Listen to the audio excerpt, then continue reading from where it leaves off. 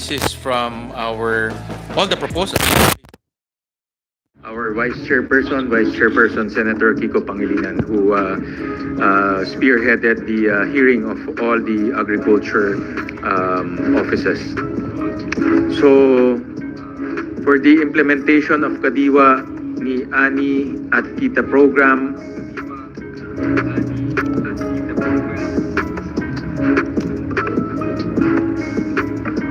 ito yun.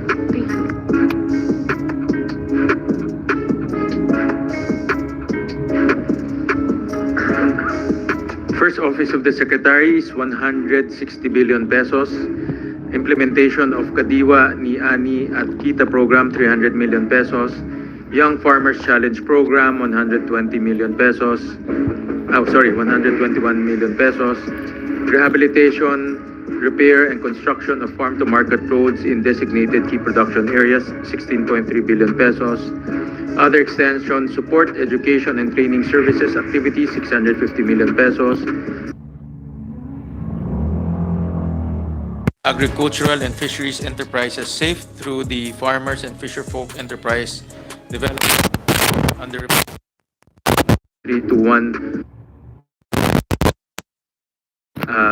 500 million pesos.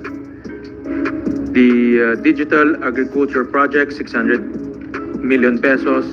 Establishment of Agricultural Food Hub Project, 2.6 billion pesos. Biosecurity for Agriculture and Fisheries Enforcement Project, 1 billion pesos. PSS on the National High Value Crops Development, 1 billion Development Program, 1 billion pesos. Assets on the National High Value Crops Development Program, 519 million pesos. PAEF on the National High Value Crops Development Program, 867 million pesos. INS on the National High Value Crops Development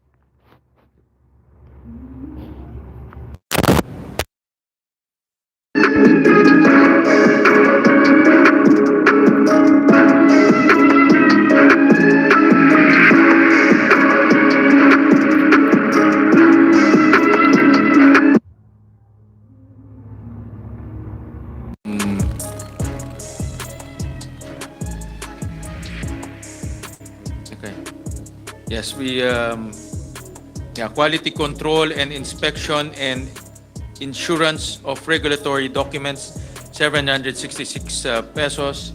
Animal welfare supervision and accreditation program, 10 million pesos. That's it, Mr. President. Mr. President, Mr. Chairman, that's the end, you mentioned. Yes. Just to mention, the very last one was this representations amendment, and I just want to mention, because it's a first of its kind, it's animal welfare to provide assistance to private animal shelters that have demonstrated exemplary performance in delivering care, protection, and rehab services to animals. This is the usual domestic animal situation where they're abused, walang matakbuhan yung mga tao, walang tumutulong, walang financial assistance. So this is a first small pilot project that will put under DA the responsibility to vet these shelters and then to provide them with the financial assistance to help them do the job that many of them are already doing very well. Yun lang, Mr. Chairman. Thank you, Senator Pia. So, Mr. Chairman. Comments? Yes. Yes. Mindanao, Mr. Chairman, has a population of 26 million Mindanaonons, comprising 22% of the 119 million Filipinos. Mindanao contributes to our GDP in the tune of 18 to 19%. But this and the net that was provided to us only gave Mindanao, out of the total pie for the DA, 15.2%. So I asked Secretary Laurel on this, and he said that there are also funds lodged in the office of the Secretary to be able to give justice to Mindanao. Imagine 15.4, and we are the breadbasket of our country. 50% of the corn, Mindanao. Coconut, 50%. Rubber, almost all from Mindanao. So, Mr. Chairman, I would like to know, whether the Senate has considered, you being the representatives of the entire Filipino nation in general, have you been able to see how Mindanao as a region, 6 regions in the island of Mindanao, how we are able to give to our farmers and fisher folks more than the 15.4%? So I would like to ask that here in this forum because we are now in the BICAM. And so therefore, we cannot continue to have this kind of an inequitable distribution of the DA pie to only have 15.4% for Mindanao. So we would like to know from our chairman whether that was also taken by the Senate and whether there are also moves to be able to give justice to Mindanao because we have the most number of farmers and also fisher folks. So therefore, those are the things that I would like to bring to this August Assembly of the BICAM. It is not really equitable to only have 15.4. So therefore, NCR gets 11%. And where can we plant in NCR? At Luneta, Mr. Chairman? So yun lang Mindanao talaga, ito yung Lano Promise. And yet, 15.4% lang. So yan talaga ang aming hinaing sa from Mindanao to consider Mindanao, agriculture na ito All the others are okay. Pero agriculture is really what we are all about, Mindanao. Mr. Chairman, can we have a response on that? We recognize Senator Kiko. Yes, with the permission of our chairman. While it is true that the budgetary appropriations are identified as NCR, these are actually national offices who are headquartered in NCR. But their programs and their infrastructure projects are nationwide. One case in point is the National Irrigation Administration. While it is based in NCR and therefore the budgetary allocations would be NCR-based because they are headquartered in NCR, the projects of the NIA are nationwide. So having said that, it is not exactly accurate to say that because the allocations are for NCR and the programs therefore will be implemented in the National Capital Region. So, but having said that, we understand the concern. In fact, because of this concern, there are a number of interventions that we put in place that we would like to address the challenges and nationally. For example, the establishment of a food hub project of 2.6 billion includes a food hub as endorsed by the Department of Agriculture in Mindanao. Where is it? Cagayan de Oro, Mr. Chairman. There you go. The biosecurity for agriculture and fishery enforcement, we asked for 1 billion. This would be the first border control for agriculture products being brought in. And if I'm not mistaken, actually the original request was for 3 billion or 2 billion, but one of the projects for biosafety, first border control facility would be also in Mindanao. So there are a number of other items here that are actually for implementation nationwide. And Mindanao will have a fair share of these projects. Thank you. But Mr. Chairman, the best way to do, for example, irrigation is not to lump it up in the head office. It should already be pushed down to the regions already. After all, the NIA the NIA has already identified what are these projects, line item ngayon So ano talaga? I mean, we cannot therefore just depend on being given lump sum to Manila. NIA. Then it should go to the regions, including Mindanao. So that is what we are asking. Because when you put it in the head office, the problem there is that it becomes a pork barrel of the one holding the funds. And you have to plead to them. And we are very far from Mindanao. So that is what we should do. Probably how we can do that this time, Mr. Chairman, so that we will be able to have affirmative action to the needs of Mindanao, its farmers, and its fisher folks. So that is what I would like to appeal to our senators.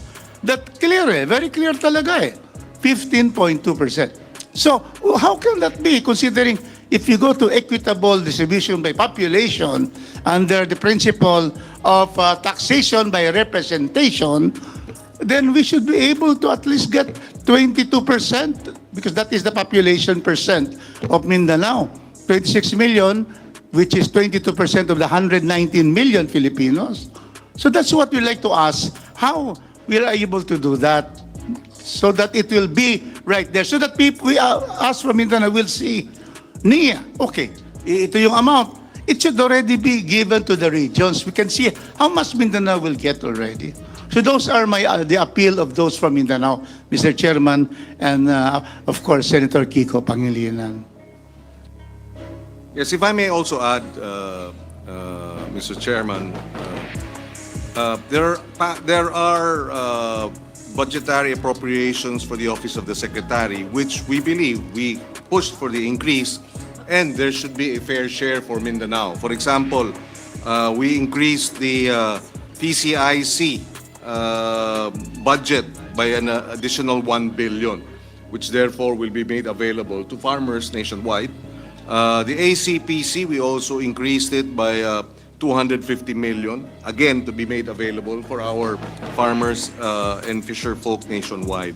So these are some of the programs that we push for in terms of additional funding, and definitely we should be able to put in place perhaps maybe even a special provision on ensuring equitable distribution of the programs throughout the country. Thank you for those increases, Senator Kiko. And indeed, if there's a special provision that will have equitable, then it will be okay with us. Equitable distribution in accordance with the number of farmers. In the presentation of Secretary Kiko, we can see that 35% of the farmers are in Mindanao, 35 to 40%. So, and the fisher folks, so therefore, we should have that kind of equitable apportionment. So I would propose that we pass a special provision to have equitable share of those funds lodged in the office of the Secretary. I so move, Mr. Chairman.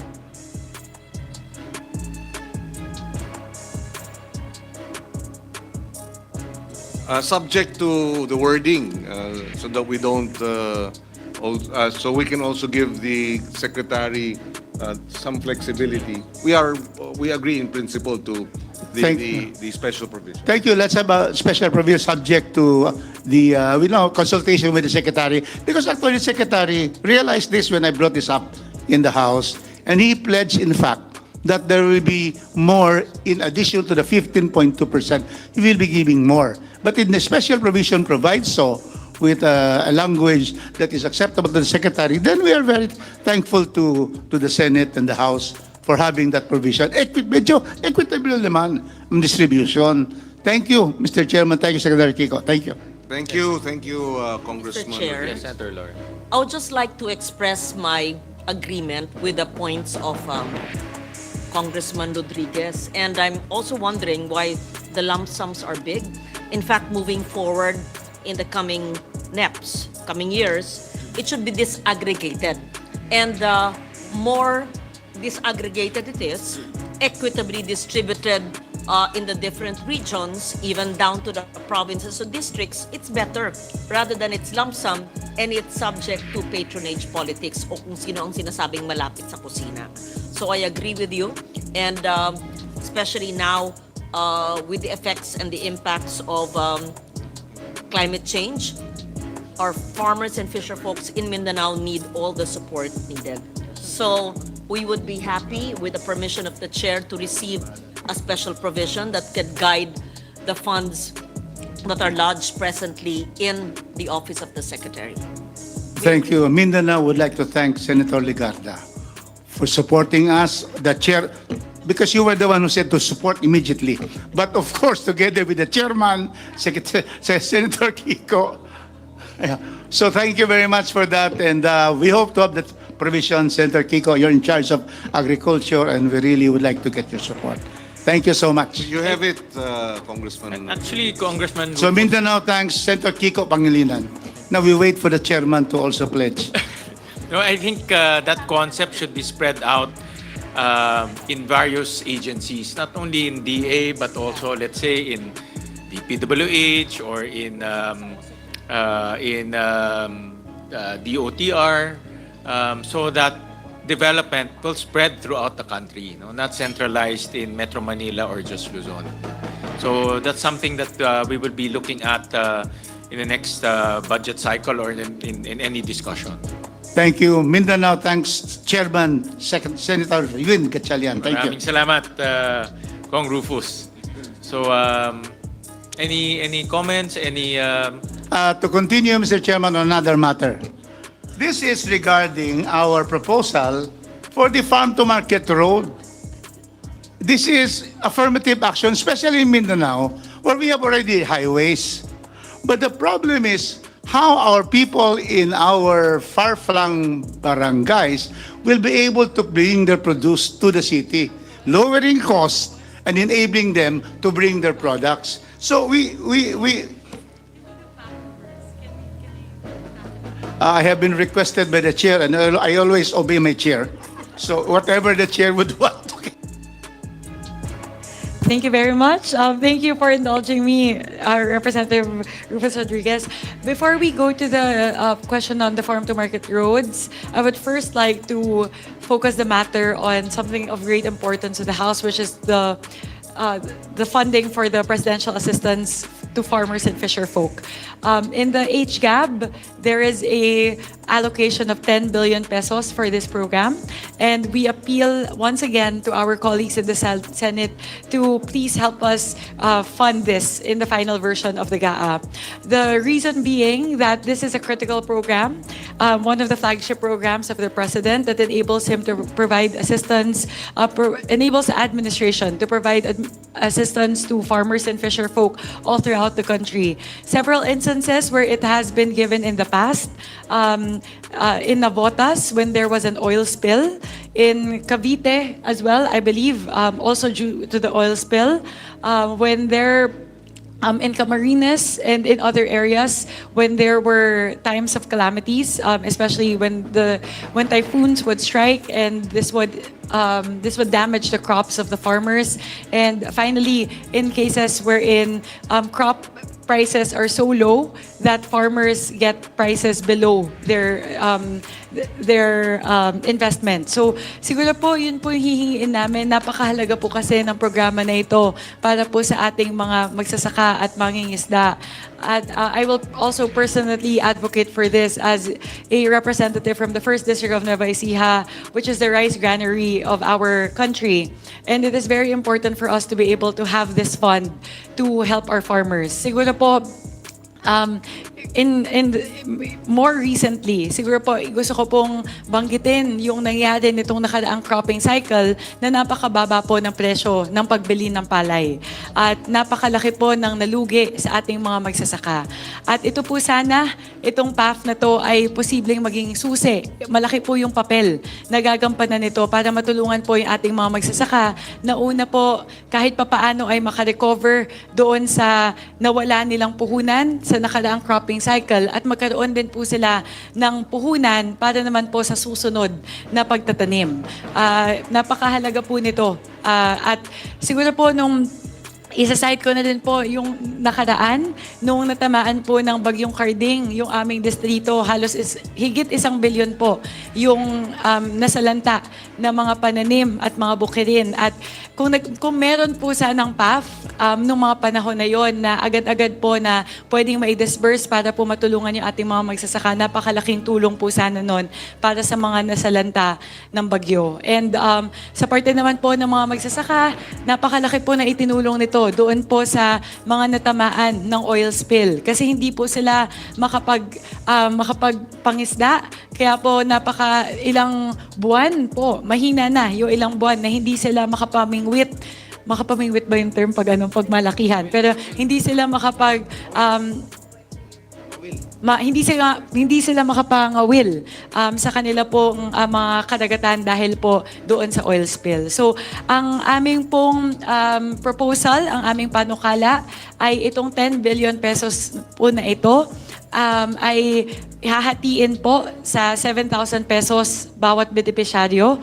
At ito po ay, ang inirepresent po nito ay 1.3 million farmers na pwede po nating matulungan sa taong 2026. Kaya umaapela po muli ang aming delegasyon mula sa Kongreso na sana po matulungan po kami ng aming mga kasamahan sa Senado na sa pinal po na version ng ating budget ay maipasok po yung 10 billion pesos para sa presidential assistance for farmers and fisherfolk. Maraming salamat po. May we hear from our colleagues from Mindanao? Sorry, I'm sorry, Senator. I think Senator Kiko first, and then If I can, Senator yes. Tor. Well, we were reviewing first it was not in the net. I think it was considered after the series of typhoons, calamities, and the drop in palay prices, which happened after the NEP was prepared. No, so our concern there was how do we secure, where do we source the money? But having said that, my initial inclination really was to endorse it precisely because talagang hirap na hirap yung ating mga farmers, and lalo na sa palay prices. No? Bagsak na bagsak talaga, luging-lugi. Ayaw na nga magtanim ulit. No? And then sunod-sunod yung bagyo. There are some concerns, however, in terms of the implementation. For example, sa RCEF of 2025, up until today, of the 13 billion that was supposed to be released, including for our rice farmers, 6 billion for cash assistance. The entire 13 billion has yet to be released. And of the 13 billion, machinery, seedlings, etc., 6 billion is cash assistance. Hindi pa na ibibigay. So, how do we now reconcile giving them an additional 10 billion for 2026? We have not yet been able to give them the 6 billion for 2025. So that's one concern that we were raising. No? The other is the 2024 releases of cash assistance. The COA has found that about 58,000 recipients of the assistance should not have received the amount. And that's a total of about 293 million pesos worth of assistance that went to non-farmers or non-qualified farmers and the like. So these are some of the concerns that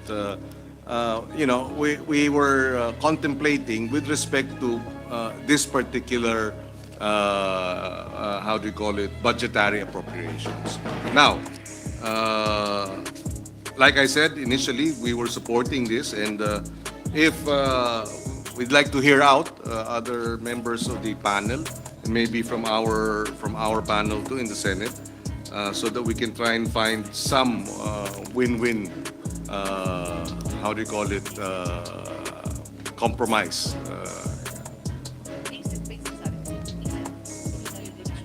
No, the RCEF. RCEF. The Rice Competitiveness Enhancement Fund, 30 billion should be allocated. 13 billion has not been released for 2025, and of the 13 billion that has not been released, that includes seedlings, fertilizers, farm inputs, equipment, and 6 billion pesos worth of cash assistance.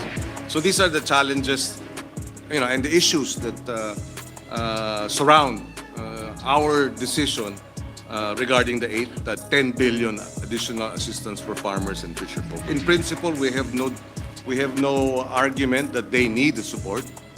We don't dispute that they have suffered a lot in the last year and have suffered a lot of losses and need support. So moving forward, we will yield. We will defer Chair. to the committee's preference and decision. Sige. If I may respond po, with regard to the 6 billion mentioned in the RCEF, I was one of the principal authors of the amendments to the Rice Competitiveness Enhancement Fund. And I believe that the 6 billion is tagged under the RFFA, which is the Rice Farmers Financial Assistance. And I think one of the chokehold points there would be the recognition of the funding source. Kasi po ang source po nito would be the tariff revenues. And yun po yung isa sa mga naging problema. Nagkaroon po ng late recognition, late reporting from the part of the BOC. Kaya nagkakaroon po ng delays. Kasi hindi po natin nakikita kung ano yung excess tariff revenues. And yun din po yung isa sa mga dahilan kung bakit in general, since RCEF was implemented in 2019, mabagal po yung disbursement. And I believe with the amendments that were introduced was it December of 2024 when it was signed? Hopefully po maayos na po yun. But I believe it's tagged, it's linked to the funding source in the case of RCEF kasi it's a SAG-F po. That's why it might be that. So it's not really the disbursement, it's the source of fund that may be the chokehold point, the choking point for RFFA. With regard to the actual identification of beneficiaries, siguro po pwede po nating kausapin yung DA patungkol dyan. Mas paigtingin po yung guidelines. We have to be more stringent with the guidelines to ensure that only farmers and fisher folk affected by calamities, either calamities or very low palay prices or oil spills and the like would be eligible to receive the PAF. So we can put in those safeguards po just to ensure that this program will be implemented correctly. And with that, I would like to to yield the floor to Representative Pepito Alvarez.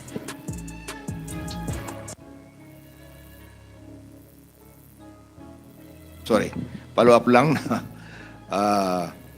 Sana i-adapt ng aming Senate counterpart yung requested ng administration na 10 billion.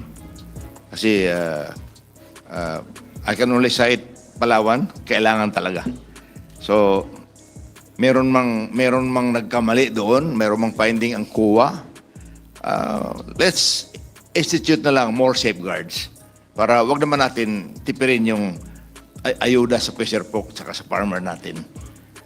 Yun lang ang pakiusap dahil kung makita mo yung minention ni Senator Kiko na nawalaan tayo dahil hindi mayroong mga nagpapanggap na farmers at saka fisher folks, but sa next cycle siguro mas mabuti, mas mababa na yan. Kaya tuloy na lang po natin ito. Nakikiusap kami. Thank you very much. Madam Madam Chair. Chair, if I may. Representative Marcelino Lebanan and then Representative Rufus Rodriguez. Thank you, Madam Chair, Mr. Chair.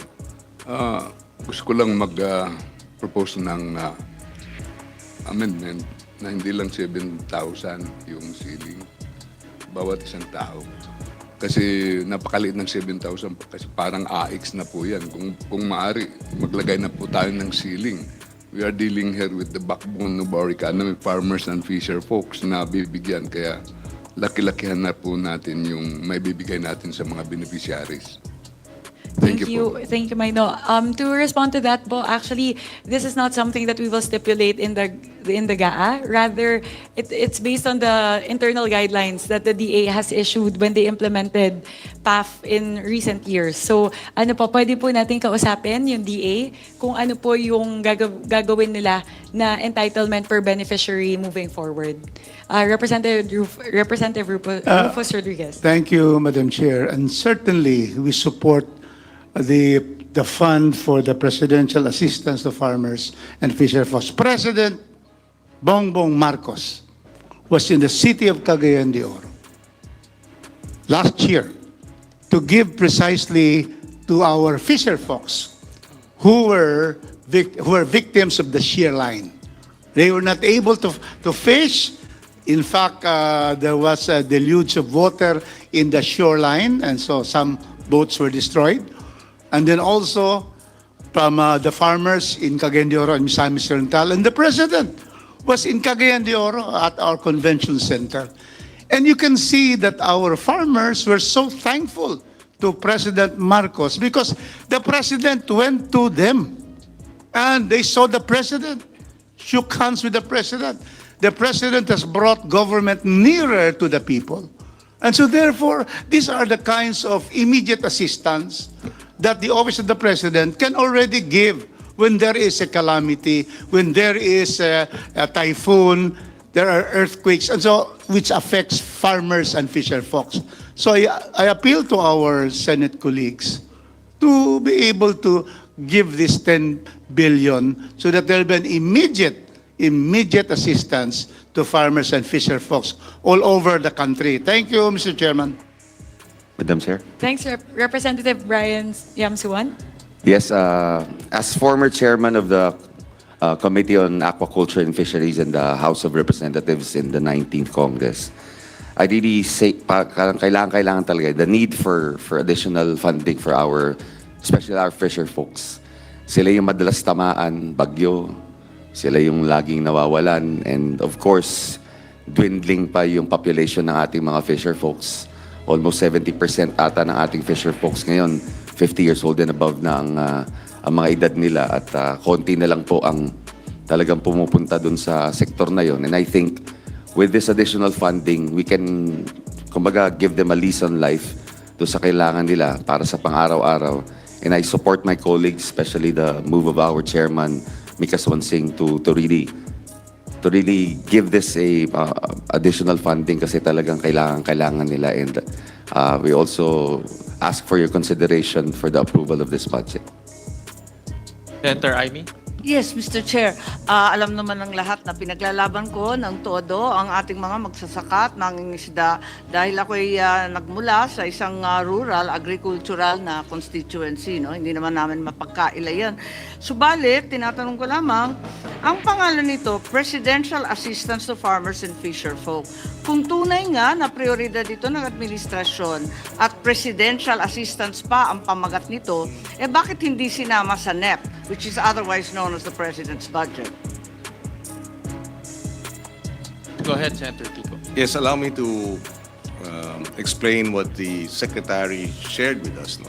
Precisely because of the impact of the drop in palay prices and then the series of typhoons, calamities, floods that happened after the NEP was submitted.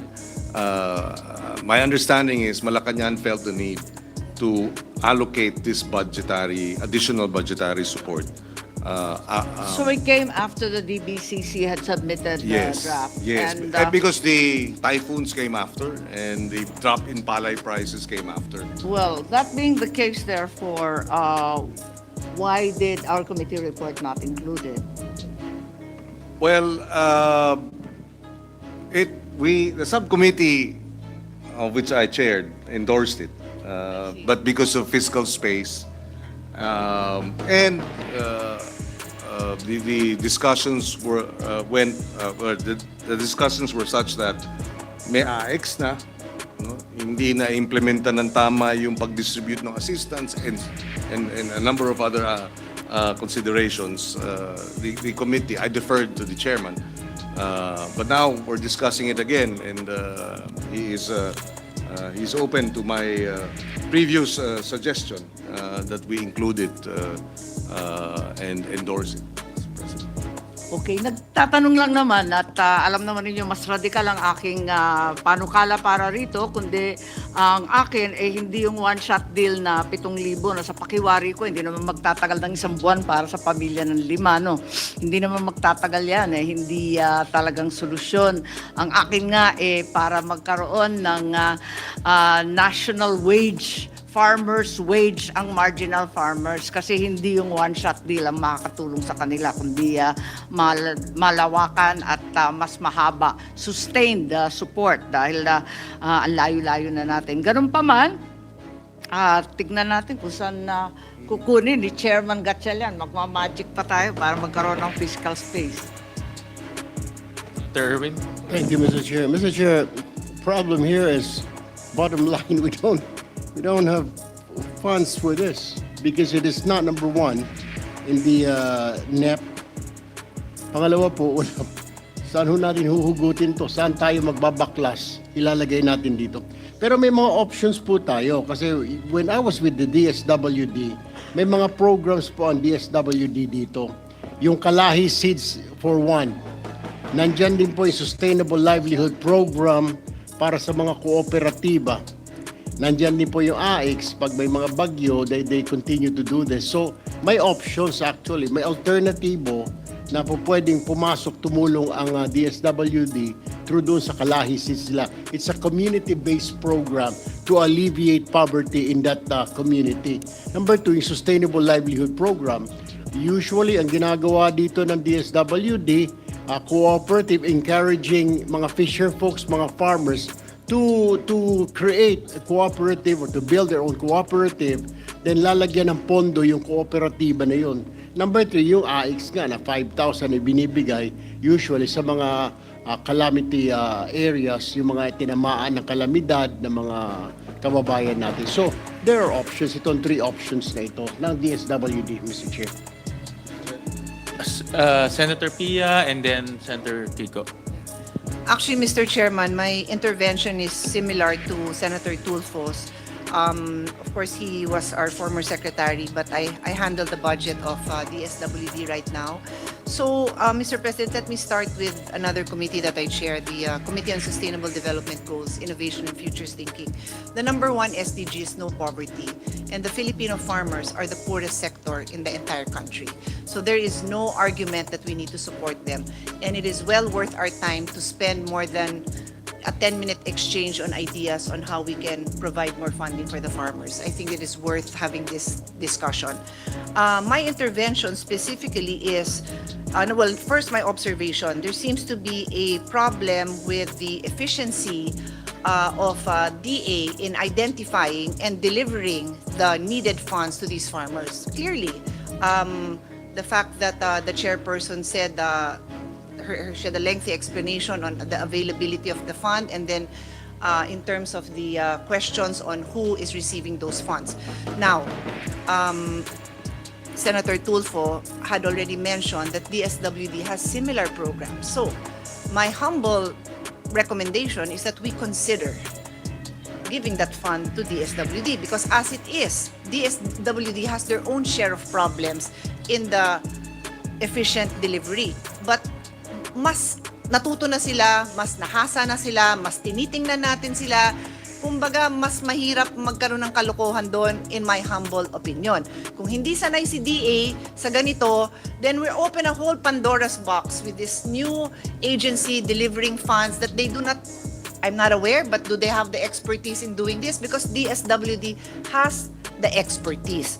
On that note, the SLP that His Honor mentioned is 4.5 billion under the NEP, and the House recommended this to be 5.13 under the GAB, and the Senate supported this. So pwede natin dagdagan yon. It's just an option because mahirap sa atin na nakakarinig tayo ng pera na pinaghirapan natin hanapin para makarating sa mga kababayan, tapos hindi nakakarating, nakakaltasan. Ang sakit eh. So kung mabibigay natin to sa isang ahensya na mas maaasahan natin, that might be an option. So that's all really that I'm recommending that the body considers, because I want to support the farmers and fisher folks.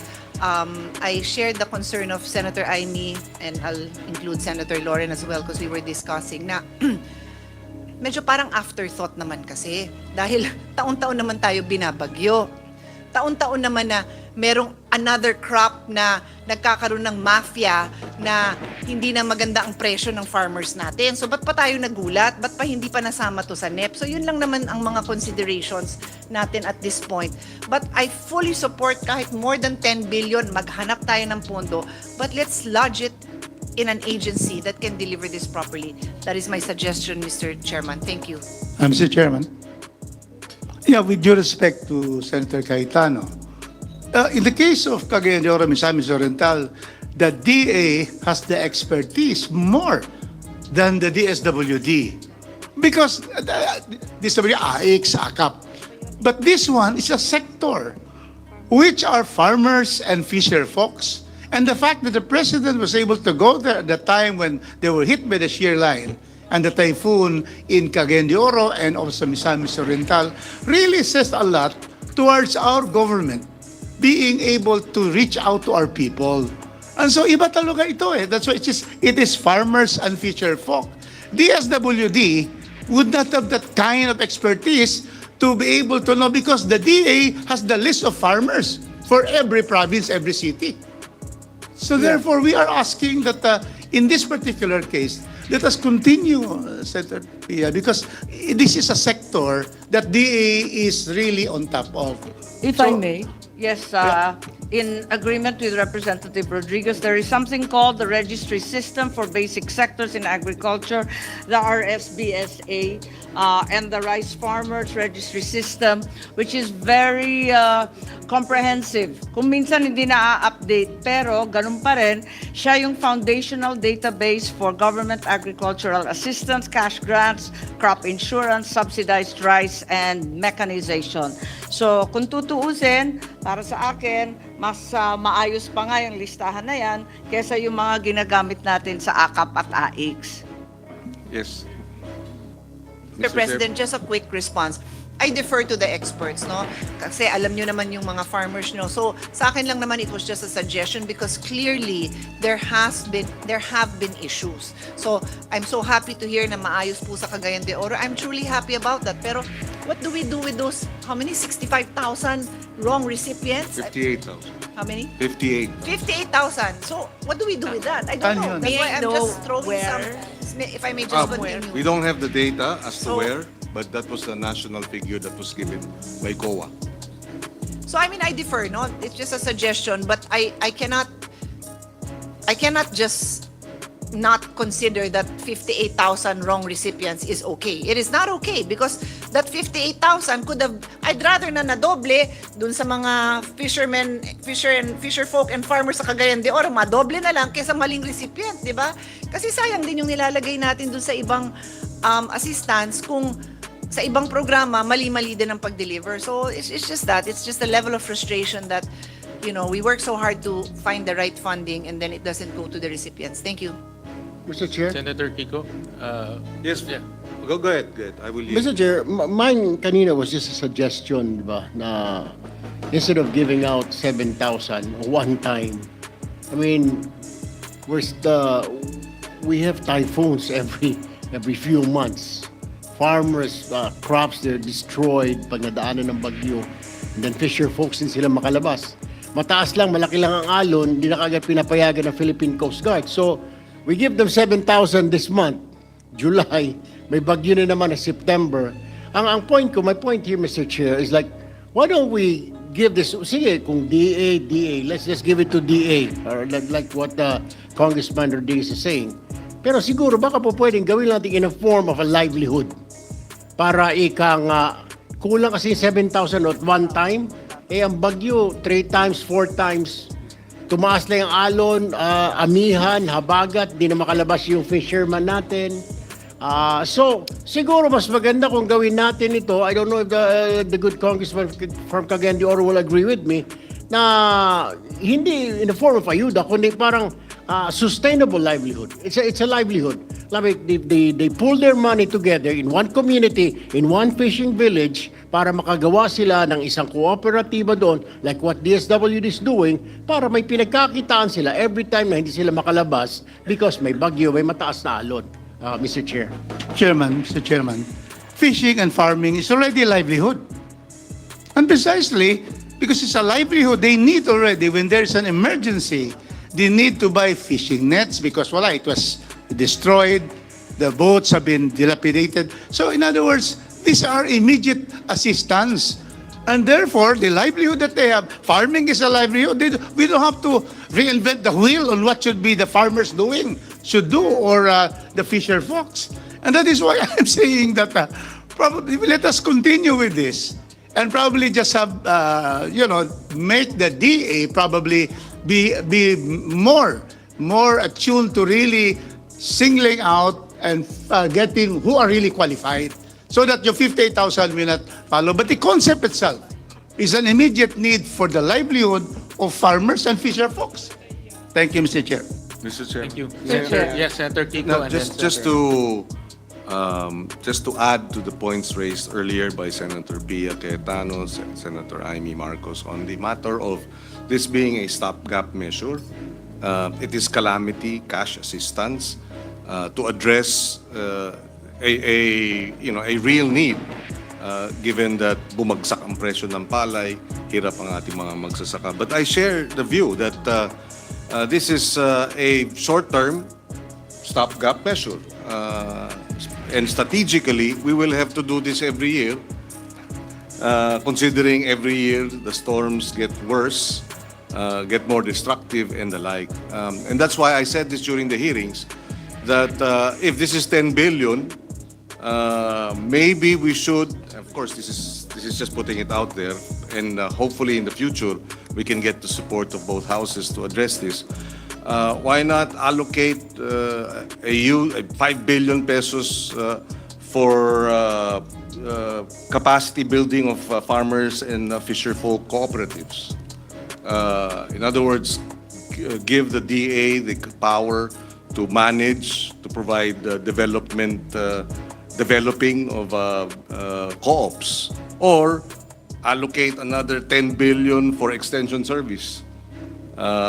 In other words, expand the extension service capacity of our DA, not in the regional level. Bring them down to the municipal level, so that extension service funded by the national government will reach our farmers down to the grassroots. This, I think, in the long run, we're putting money for strategic, sustainable interventions. This is a stopgap intervention.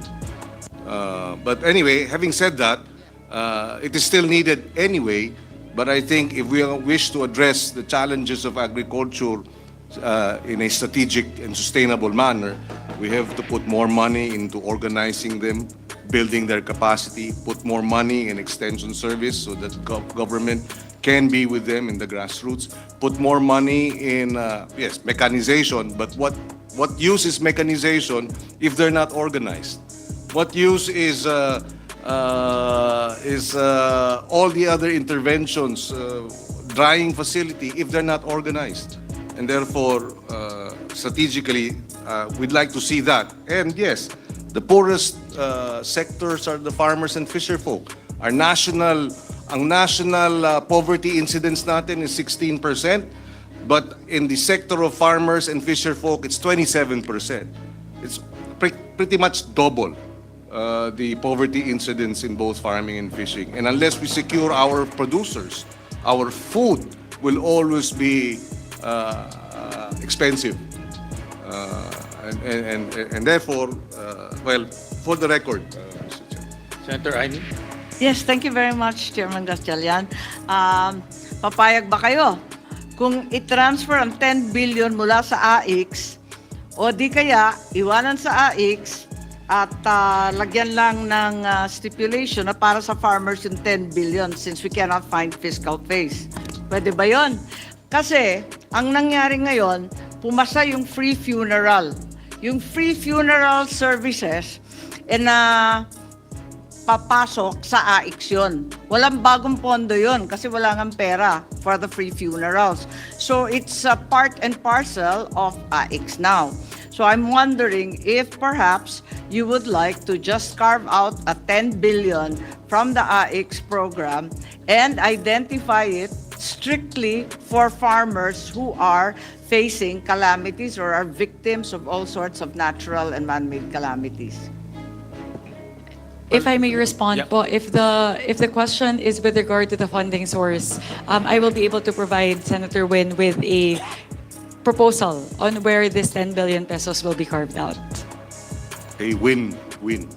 So ayaw Yes, most definitely. Huwag Yeah, tayong well- magbabawas ng AIX, yun ba yun? Well, for me, after listening to our esteemed colleagues, and I agree with Senator Pia, the poorest of the poor comes from the agri and fisher folk sector. And ang problema, they're also susceptible to price fluctuations. No? Pag tumaas ang presyo ng palay, susceptible sila doon. Pag bumaba ang presyo ng palay, susceptible sila doon. Walang calamity, pero susceptible sila sa presyo. No? So, and at the same time, susceptible rin sila sa weather disturbances. No?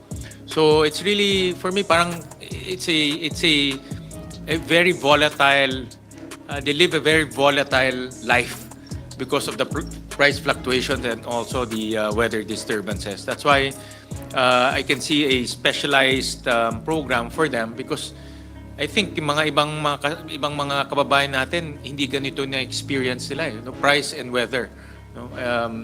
And these things cannot be predicted. No? Maya pakahirap i-predict yung ganito.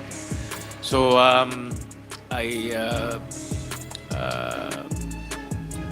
for me, I see the benefit of this program especially for our farmers and fisher folks.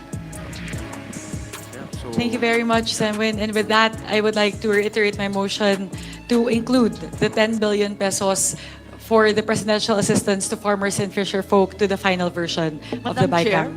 Madam Chair, you did indicate that you had identified a funding source. Can you share it with us? I will be able to give it, these will be derived, actually po, lahat po kasi yon. So I will be able to disaggregate it from 10 billion. It might be a little bit difficult to lay out all of it, but most definitely I can Happy to assure. wait, but so far, wala pa tayong binabawasan, puros dagdag po. There's the 4 billion under the NFA as proposed in the GAB. That's a Yung huge source. DepEd 29. Not DepEd, definitely. Hindi, may NFA po. bawas na yung DepEd sa version natin, di ba? But that's definitely not gonna be the source for the 10 billion. It's the 4.5 billion in the NFA. Kasi po we placed that initially in the HGAB. However, given that there's no enabling law to facilitate that, that can be a big source. for one is I see the flood control Yes. projects. That's definitely the source. We also saw. I'm sure you're all in receipt of the statement of the Public Works requesting that their budgets be restored. They've just put it out, I think. Yeah, I saw that. So, and also inefficient utilization of funds from various agencies. As we go along, we'll see those also. I can guarantee for rest assured that we will be able to not carve out, we have already identified a funding source for the 10 billion under PAF. So with that, I reiterate my motion to include the 10 billion pesos for the presidential assistance to farmers and fisher folk in the final BICAM report. If that is the case, Mr. Chair, then I move to approve to be included the presidential assistance to farmers and fisher folks. Thank you, Senator Erwin, and duly seconded by our colleagues. Thank you, Senator Kiko. In fairness to Senator Kiko, he studied this very carefully and recommended it to the committee. So the motion is approved. Thank you very much. Thank you Madam very Chair. much to our colleagues in the Senate and to Senator Kiko Pangilinan for helping us as well craft this particular program. Madam Chair? But before we go to the other item, Okay. may I tanong would like lang ako. to Because this will be a presidential assistance for farmers and fisher folks. May provision po yung Senado na bawal ang politiko magbigay ng ayuda. Kasama po ba ito or may provision kayo na except the President? Kasi ang sabi ni Congressman Rocos, ang presidente mismong namimigay, yan ang pinaka-numero 1 ng politiko po natin. We'll harmonize the intention of this program with the special provision, but that's a good point. Yeah, we'll harmonize it. Yeah, thank you, Mr. Chair. Kasi baka ma-miss out natin po ito. Napaka-importante po ito. See, this is symbolic when the President gives this aid to our farmers and fisher folks. We'll harmonize the program with the special provision. Yes, Senator Pia? Yeah, Mr. Chairman, I just want to put on record that I was messaging Secretary Rex Gatchalian of DSWD regarding my idea that DSWD might be able to assist. And he said there's already a precedent for that, wherein they have assisted DA, and the list of farmers and fishermen were given to them and they would do the payout. So just to put it on record, and perhaps Senator Kiko can just relay this to the Secretary, that if it is an efficient way in some other areas, then why not? So just to put it out there. Thank you. Yes, we will relay the same, Senator Pia, to Secretary Kiko. Madam Chair, very short lang to. Representative Javi Yeah. Benitez. I'd just like to share because coming from the province of Negros Occidental, we're facing a perfect storm. Na may low, poor cane quality, mababa yung prices po namin. We've been hit by the calamity. So I hope na hindi lang sa palay farmers but dito rin po sa ating mga sugar farmers. At hindi natin pwedeng sabihin na they can do other things because they've been doing this for many years. So kailangan po nila yun. So I hope na makonsider din po ng not only legislative but even the executive for sugarcane farmers. Yes, I understand the amount. The assistance is for all, not just rice farmers, in farmers and fisher folk. Precisely because lahat tinamaan ng bagyo. Apart from yung bagsak ng palay prices. Thank you very much. May I now move to the next topic? So this is with regard to the farm to market roads. In the House version, the total for FMRs was 32 billion pesos, and we would like again to once again appeal to our colleagues in the Senate to restore the 32 billion pesos for farm to market roads. Mr. Chairman, may I? The Chair. Okay, May I just second the motion because this is an affirmative action for our poor farmers and people at the areas of our far-flung barangays. The highways are okay. Mostly those who will use them are those in the cities and municipalities. But then it is by going to the deepest parts of our barangay that we really bring in this particular service to them, and they're able to bring their products and their produce to the markets, making it, the prices of products also would lower in terms of prices. And so therefore, I just to also state that Senator Kiko Pangilinan has stated that in Region 10, there is no ghost FMR. And I think mostly all over the country, there are no ghost FMR because it is shown to the people and brought to the people in the countryside.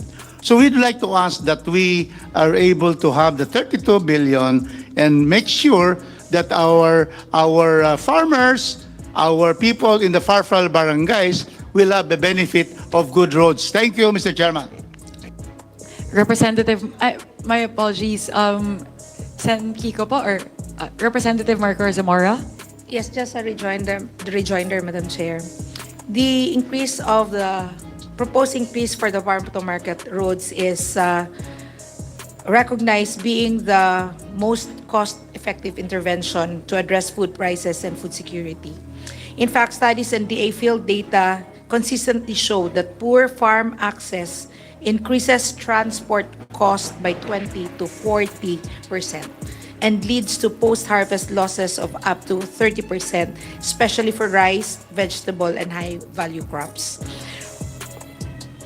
while we understand, Madam Chair, Mr. Chair, that there are FMR projects that are under deeper evaluation, investigation, or show how low utilization, largely due to implementation capacity constraints.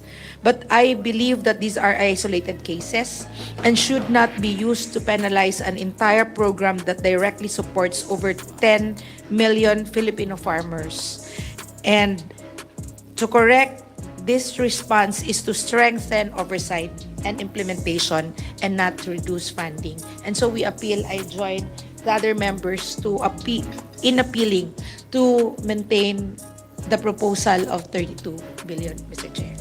Representative Alan T. Thank you, Madam Chair. Based on the Department of Agriculture's data, 61,000 kilometers of farm-to-market roads are still unpaved. With the 32.6 billion farm-to-market roads, it will only able to construct at base price of 15 million per kilometer, around 2,175 kilometers. So we are still far away from from 61,000 kilometers that are unpaved road. Thank you, Mr. Chairman. Senator Kiko? Yes. May I respond? When we were hearing the DA budget, there were a lot of discussions about the farm-to-market road programs, and it was in the background, in the backdrop of the flood control scandal, and therefore we were very mindful. Again, the 32 billion from the House was not part of the NEP, but that's also because there was an instruction on the part of the President to remove the amounts from the flood control project and then have it distributed. I think that's the reason why there was a jump to 32 billion.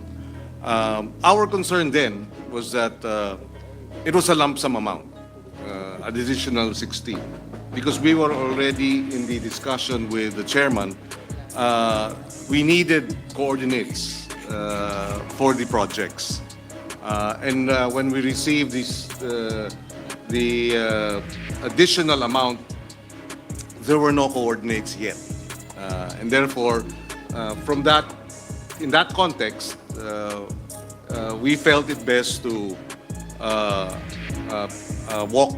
tread carefully, set it aside, approve whatever amounts had supporting coordinates, so that we were all clear about moving away from the previous practices of lump sum amounts without corresponding coordinates. So that is where we came from. By the time we endorsed our committee report, our subcommittee report, dun lang pumasok yung coordinates na binigay ng DA. So kumbaga, the train had already left the station, and ang hirap na ibalik. But we are actually open to adjusting because nailabas na nga itong mga coordinates na ito. Another issue that is our concern as we approved the amounts as endorsed by our Senate version is the discussions with the Secretary of Agriculture, Secretary Kiko, about the cost estimate of 15 million per kilometer. According to, and this is for the records, Secretary Kiko felt that the 15 million was on the high side. In fact, he said we can do the same per square meter, per kilometer construction at 50% less. In other words, 10 million per kilometer. So that again became a concern for us. How do we now ensure that the farm-to-market road projects implementation will not go the same or similar route as the flood control, wherein you have overpricing? So this is again where we're coming from. If I may suggest, if we are to bring it to 32 billion, that we put a proviso that there has to be the buffet. Oh, another point, by the way, before I proceed to that, is that we agreed that it should be the Department of Agriculture that would implement the farm-to-market road projects. We appealed to Secretary Kiko, and he agreed. Initially, he was hesitant, but we were concerned because of precisely the scandal and the track record of the DPWH. And he agreed eventually, after some thought, that the DA, through the buffet, the Bureau of Agriculture and Fisheries Engineering, will take on the challenge of implementing the farm-to-market road projects for the Department of Agriculture. So, with that, we will defer, of course, to the chairman, but we are more than willing to restore the 32 billion as vice chairman of the committee and having defended the budget. But with some proviso, special provision on the ensuring that the buffet does the technical, what is the term? If I may read it. Prior to the procurement of any FMR project, the detailed engineering design program of work and approved budget for the contract shall be subject to technical review and cost validation by the DA buffet, taking into account prevailing market prices, standard unit costs, and site-specific conditions. So there, for the record, Mr. Chairman. And also, let me add that we managed to put technical descriptions, station numbers in all FMRs. And that was a requirement that the Senate gave to the Department of Agriculture. And nagawa naman nila. No? They submitted to us technical description. So ngayon, alam na natin exactly where are the FMRs, how long are the FMRs, and we will have cost estimates on the FMR. So those requirements should also be the same, no? Be implemented the same to these new FMRs, new proposals. And Mr. Chair, to add to what Senator Kiko said, that DA will be implementing, can we also add a choice na baka pwede rin LGU? So Yeah. a choice. I think that's also, we can also, I remember talking to Secretary Tiu Laurel about that during the hearing, and he also agreed. That is possible. Mr. Chair. In fact, with the permission of the chairman, we actually tackled that, that the DA could look at the template of the school building acceleration program of getting PPP, as well as local government participation in the farm-to-market road infrastructure project. Mr. Chair, in relation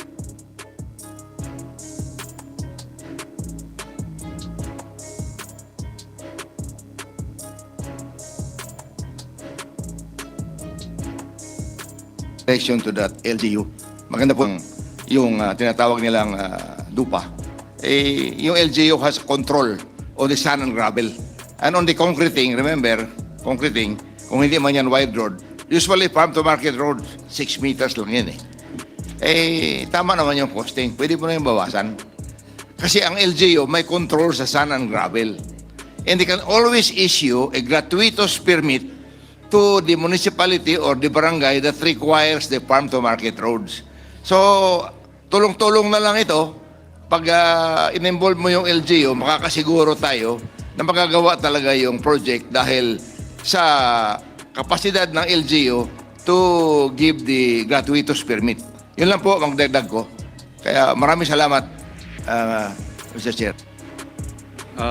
If I may also add, part of the discussions for the farm-to-market road projects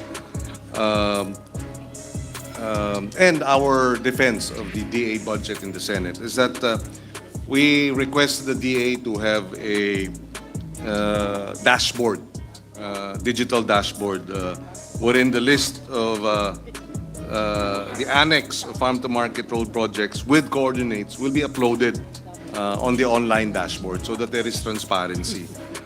So we believe the 32 billion should likewise be subjected to that transparency, how do you call it, exercise and part of the program for transparency of the DA projects. I think we will have to suspend a minute because the two chairmen are over there. I did that the repair, the rehabilitation, construction of the FMRs must be in accordance with the National FMR Network Plan. In other words, dati kasi ang sinasabi ng Department of Agriculture, kahit na hindi kasama sa network plan, ay naglalagay ng farm-to-market road. So, that too will be limited to construction consistent with or in accordance with the National FMR Network Plan of 2023 to 2028. Mr. Chair, may observation lang ako dyan. Kasi minsan yung mga taga-Department of Agriculture, hindi talaga nila pinapasyalan yung mga areas. Katulad po sa Samar, hindi nila alam kung saan yung mga farm-to-market roads doon. Kaya kailangan talaga aralin ito kung nasaan. Nasa libro lang nila yung listahan ng farm-to-market roads, pero sa totoo hindi nila pinupuntahan. In-interpolate ko po yung in-charge po doon at hindi nga niya alam. Well, we will have to ensure that the DA submits, because we're also, Mr. Chairman, we will also ask for the annexes. The coordinates should be included as part of the annexes of the GAA. So, kinakailangan maliwanag at determined. At we were assured naman by Secretary Kiko that he will submit, these necessary coordinates. Isa pang observation ko, Mr. Chair, yung may mga barangay na wala pang kalsada, hindi pa accessible, kaya hindi rin ito mauuna yung farm-to-market roads natin pag hindi pa accessible yung barangay. Kaya minsan yung farm-to-market road natin ay minamabuti nating tumama muna sa barangay bago mapunta sa kanilang farm. Isang kailangan nating i-consider po yan. Marami pa tayong barangay na walang kalsada. Sa akin, one of my isa sa mga nakita kong benefits ng farm-to-market roads, yung kalsada, ginagawa natin outside of the urban areas. Unlike here in Metro Manila, puro kalsada na, maybe Cagayan de Oro, Ngayon, we're pushing it to the countryside. So we're bringing infrastructure projects to the countryside. So yun isang sinasabi nga ni Kong Rufus kanina, na we're pushing it to the Mindanao, to the far-flung areas. So Mr. that's Chair, one benefit. I agree with you on that. Ang sinasabi ko lang, may mga far-flung areas tayo na yung barangay mismo ay walang kalsada papunta sa barangay. Kaya saan tayo maglalagay ng farm-to-market road?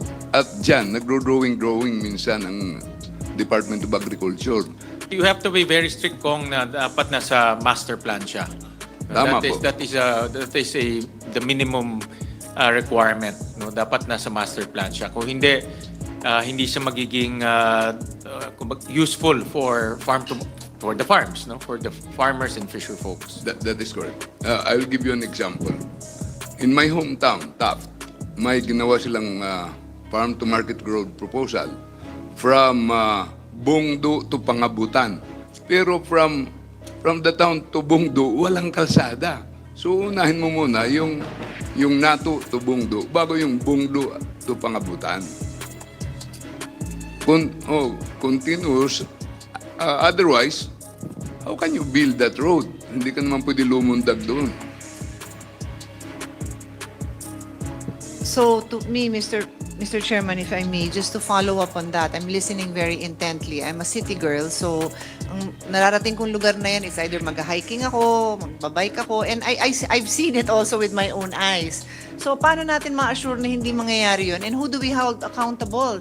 We are already living in a time that billions of pesos have been wasted on what we now call this flood control scam. So we cannot sit here and just say we all support this worthwhile project, because of course it's worthwhile to build farm to market roads. Nobody will say that the people who live in these far-flung areas do not deserve a road, do not deserve access. Pero no less than the House Minority Leader is telling us that this exists. How do we ensure, not even on paper? And who do we hold accountable? The barangay captain, the mayor, the congressional district representative, kung may senator man na nalapitan at humingi ng suporta sa project na yon, the senator, paano? Because it's so difficult to sit here and just say, I love this project, let's do it. We are already in this stage where we know that things happen that we cannot tolerate. So that's my concern. It's hard for me to approve this without knowing who will be held accountable and what are the pre-construction safeguards that we have, not just on paper, but in tell us step by step kung paano. Because we are accountable to the Filipino people, Mr. Chairman. Chair. Yes, Mr. Chair. go ahead, Senator Yes. Lauren. Because I come from an agricultural province, I believe in assistance to fisher folks and farmers, farm to market roads and all that. So conceptually, of course, we support. However, I understand and support as well the concern of my colleague, Senator Pia. Was the 16 billion in the net and the 32 billion in the requested amount actually studied? Is there a master plan? It's not just pachi-paching FMR like how it's always been. Is this an allocable of a district? Was this cleared by the Office of the Secretary? Can you give us the opportunity to please clear with the Secretary? Does he actually have the list of all of this? Because the NEP was only 16 billion. And half of our colleagues here are quite in the dark whether the farm-to-market roads will actually service or serve the agricultural areas. Don't get me wrong, I am in full support of areas leading to production areas, especially sa amin, talagang may ibang mga hindi madadaanan, habal-habal lang or by foot, lalo na sa mga katutubo. But I'm not certain how the FMRs came about. And my second question and concern is, how much is 1 meter and 1 kilometer of an FMR? Because in our hearings, some people said 15, the others said 10 million. Especially as we receive now a statement from the Public Works Department, assuming it's DPWH that will implement the FMR, that the cost of materials is being brought back to the overpriced cost. So that is a great concern for this representation and my colleagues here, because we will be budgeting for a 16 billion and a double 32 billion allocation, and the cost of materials have been brought back to what everybody agreed was an overpriced amount. I just read it. There's already a statement. I I'm read the worried statement. about that. I read the statement also, Senator Lauren, and this is an offshoot of our hearings. Remember, in with the DPWH, they actually lowered down the cost of materials price. They call it the CMPD cost, construction materials price data. So binabaan ho nila yan, and yun yung kanilang pinublish. In fact, that's the price that they are using right now for all construction projects by DPWH. So binabaan ho nila yun. Mr. Chair, if I may. Yes. Tungkol po sa statement ko kanina, yung farm to market road na binigay kong example ay na-resolve na yan sa ginawa ninyong coordinates. Kaya ang sinasabi ko lang, tuloy natin yung mga coordinates na yan sa implementation at magkaroon talaga ng magandang master planning sa ating farm to market roads. Thank you, Senator. Yeah, Kiko. Yes, may I just respond to the points raised by Senators Cayetano and Legarda. It was precisely our own concerns. Similar, we share the concerns of Senators Pia and Senator Loren regarding the farm-to-market road projects. And this is precisely why, during the hearing, Senator Win and myself were pressing the Department of Agriculture to take it on and not allow the public works to implement the farm-to-market road projects.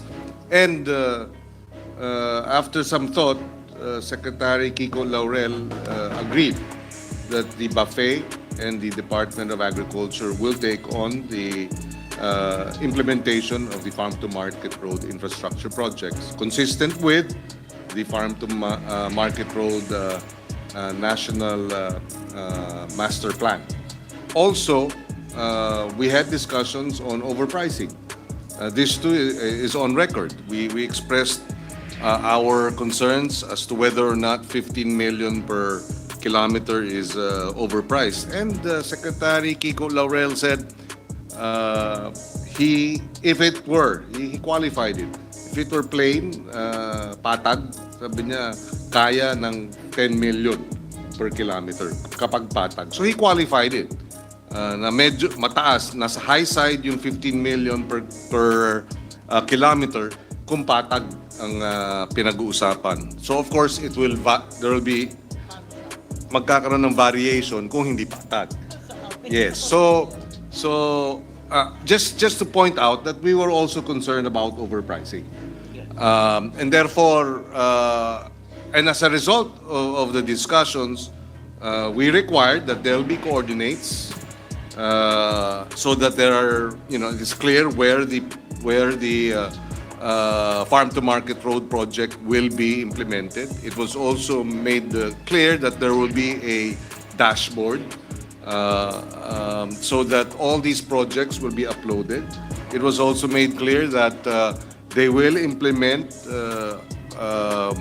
a hybrid form of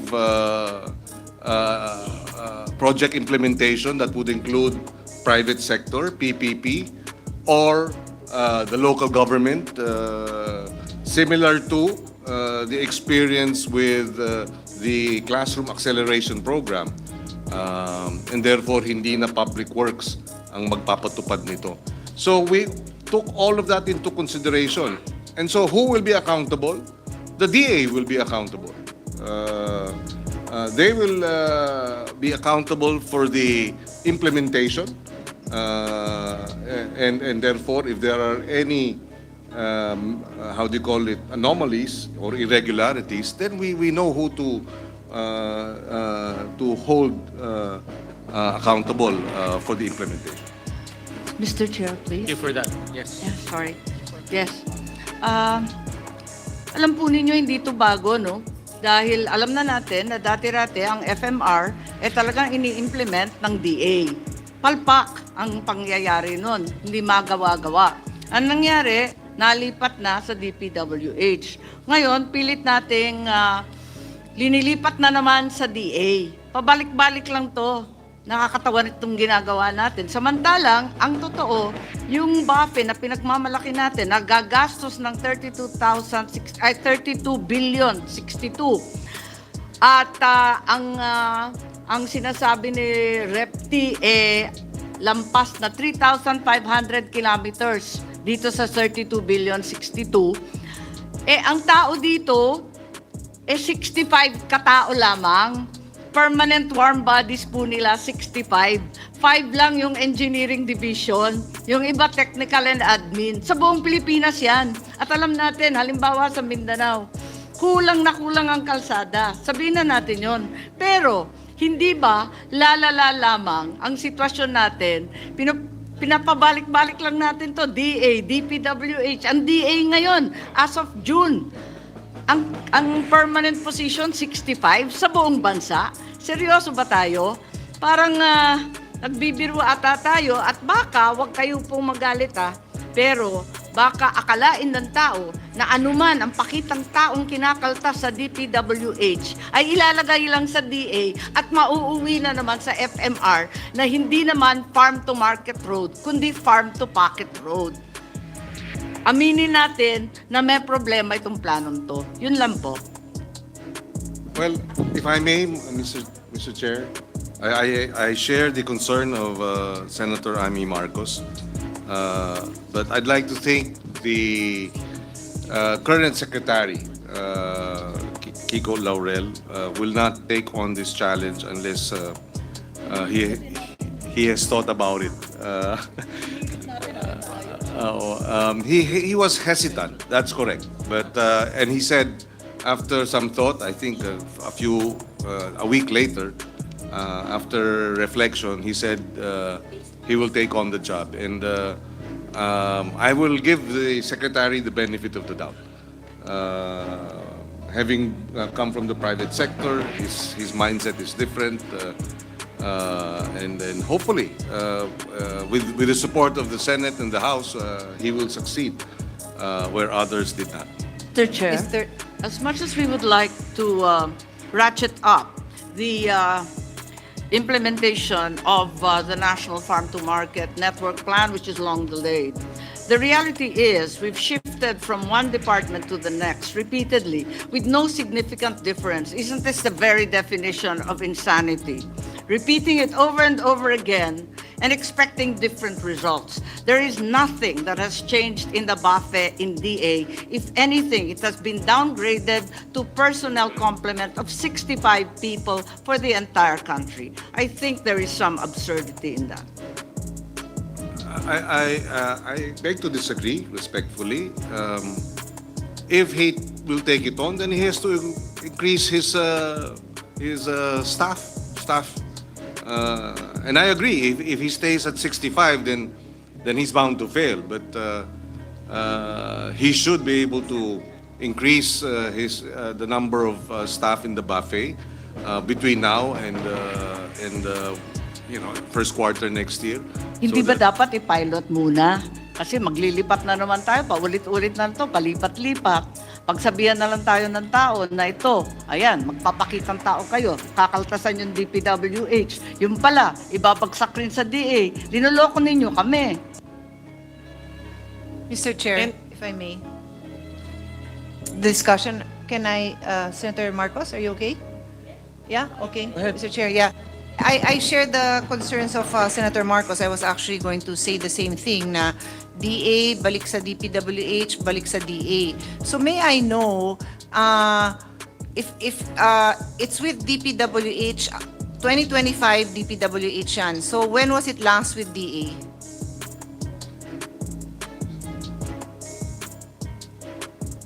Uh, 2014, 2013. Okay. Roughly. So in other words, it's been with DPWH for like 10 years? I believe More or less, so. like 2014 to It was 2025. it was during my term as Secretary for Food Security.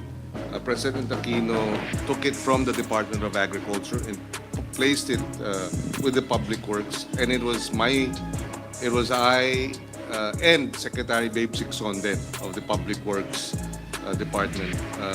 We both worked together to implement the Farm to Market Road infrastructure projects. And can His Honor confirm that during this time,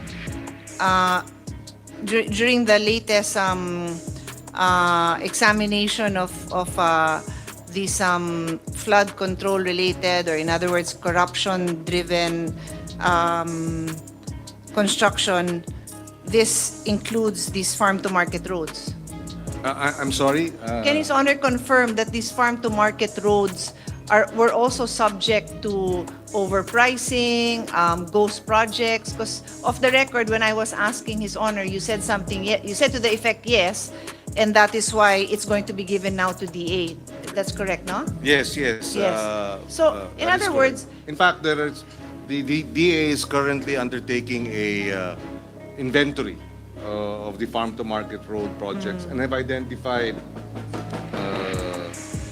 a number of ghost projects in Mindanao, but they are still doing their inventory.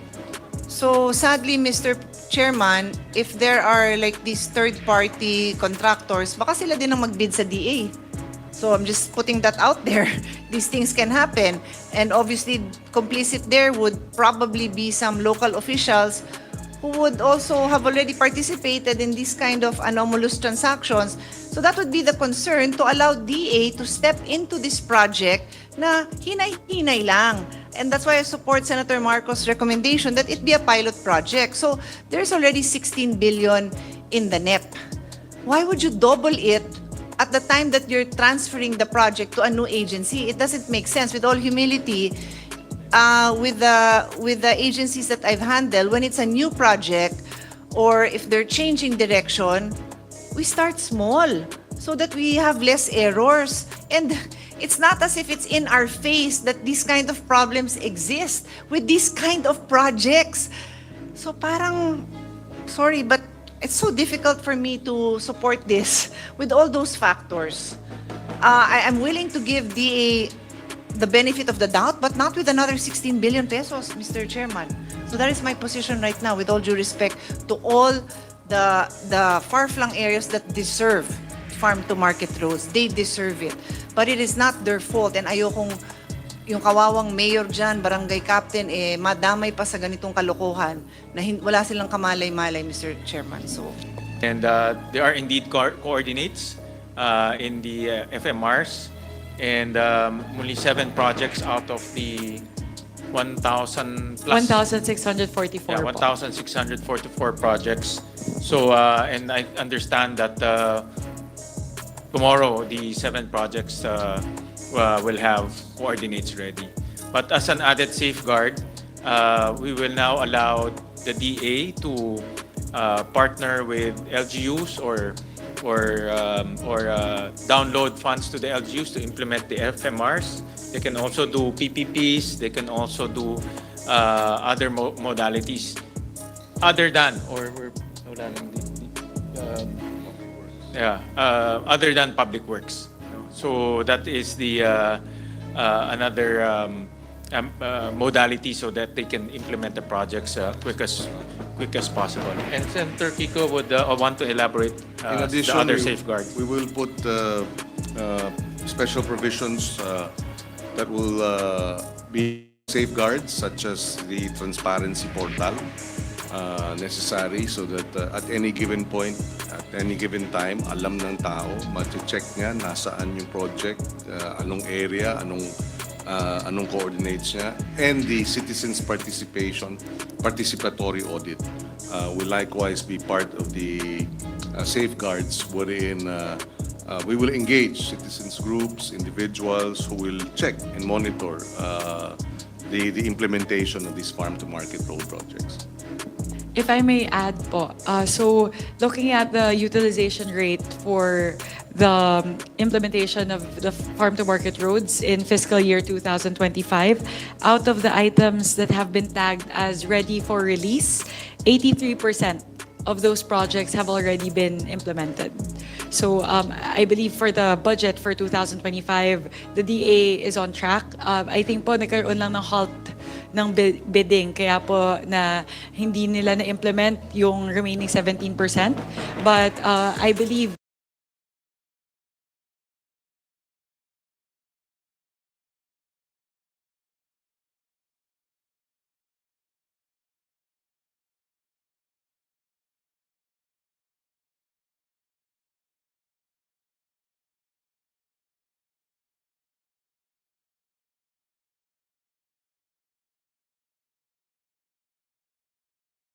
firms.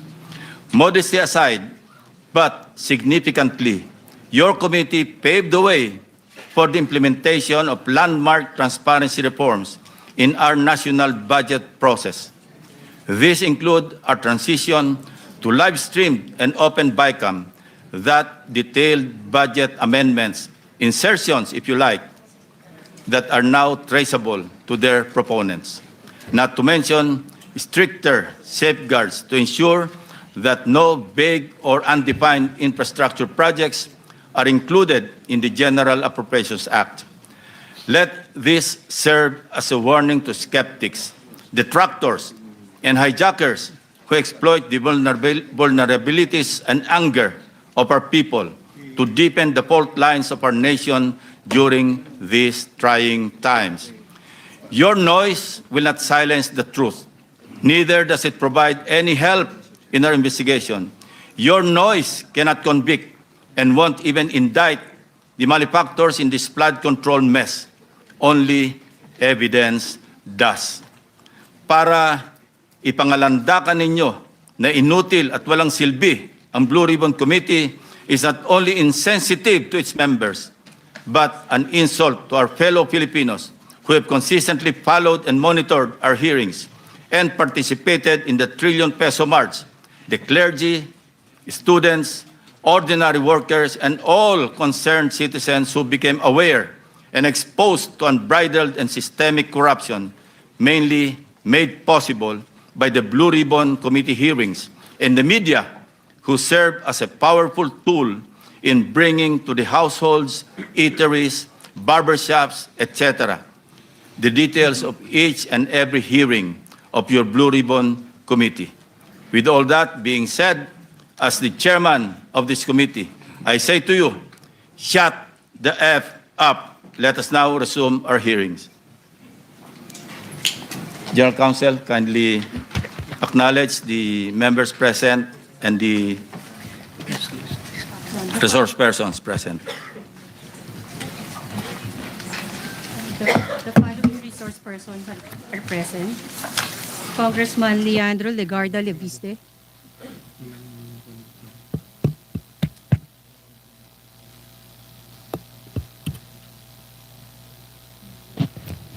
Members name.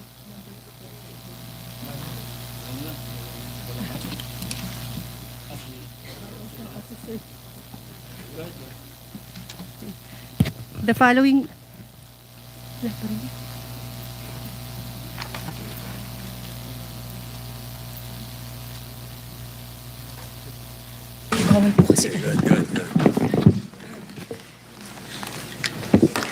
The following resource persons are present.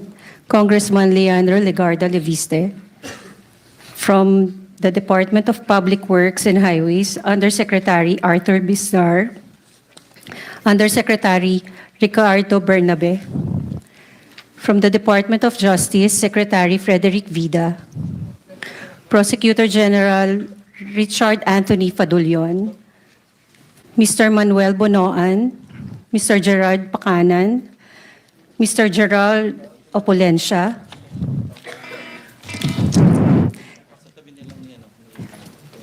Mr. Henry Alcantara, Mr. Bryce Erickson Hernandez, Mr. JP Mendoza, Mr. Trig V. Olivar, Mr. Maynard Ngu. That's all, Mr. Chairman. Thank you. First, I'd like to thank the Honorable Congressman Leandro Leviste for attending this hearing, and also former Secretary Manuel Bonoan for flying home to attend this hearing. We really appreciate your presence. The chair would suggest that we follow the following sequence. First, yung issue ni na Diskaya and Romualdez. And we have here two witnesses. Tawagin na lang natin sila. Anyway, it's a matter of record, but for purposes of this public hearing, tatawagin na lang natin sila na si Joy at saka si Maria.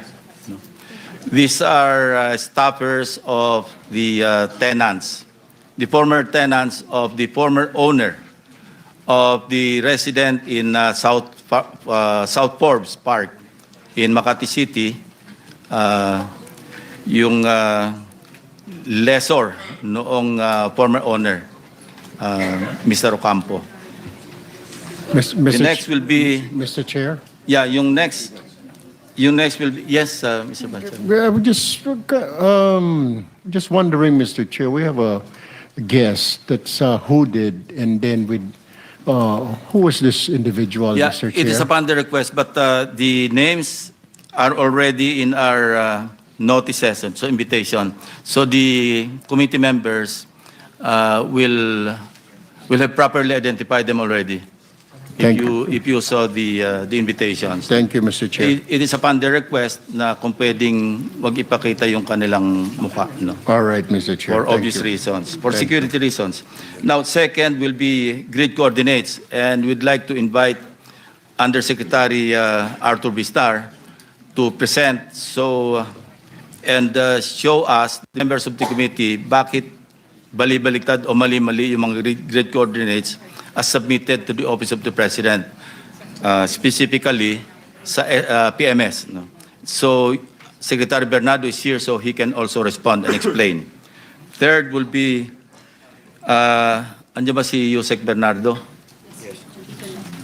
Yeah, Undersecretary Bernardo, yung issue about the role of General Nick Torre do sa kanyang paghingi ng custody. And the last would be the Cabral files. I guess this will be sensitive enough that it could merit an executive session. Depende sa ating mga kasamahan dito kung ano yung kanilang sentiment about this. Yes, Mr. Senate President. Thank you, Mr. Chairman. May we ask those invited or just recently invited to take their oaths?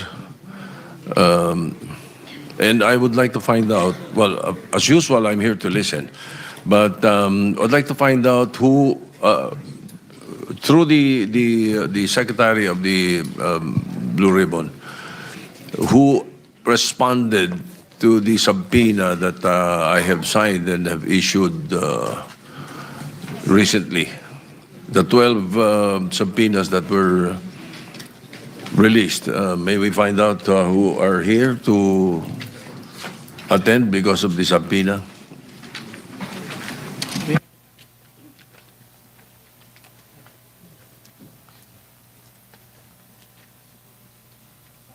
Thank you, Mr. Senate President.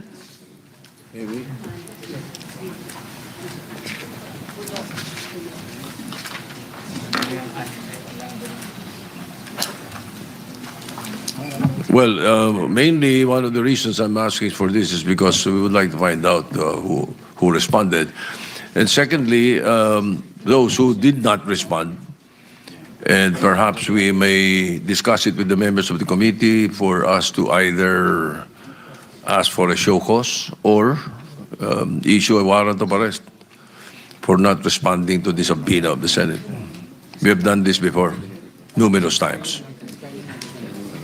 Yes, Mr. President, everybody is present.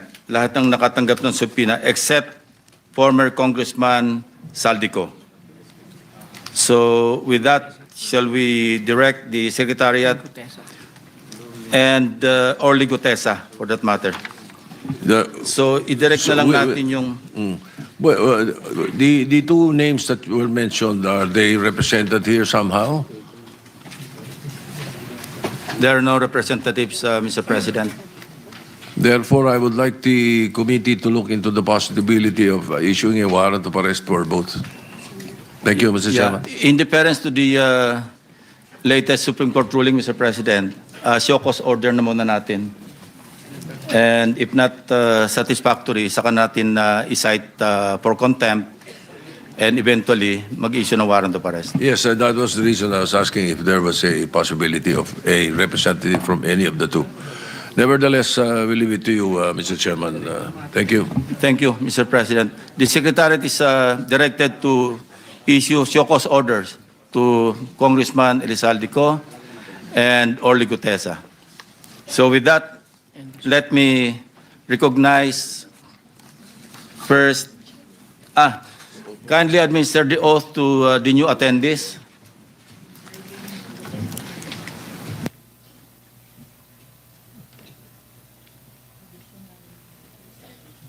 Mr. Chairman, also present is Ms. Carlene Yap Villa, Secretary Rolando Toledo, and also Yusek Bernardo.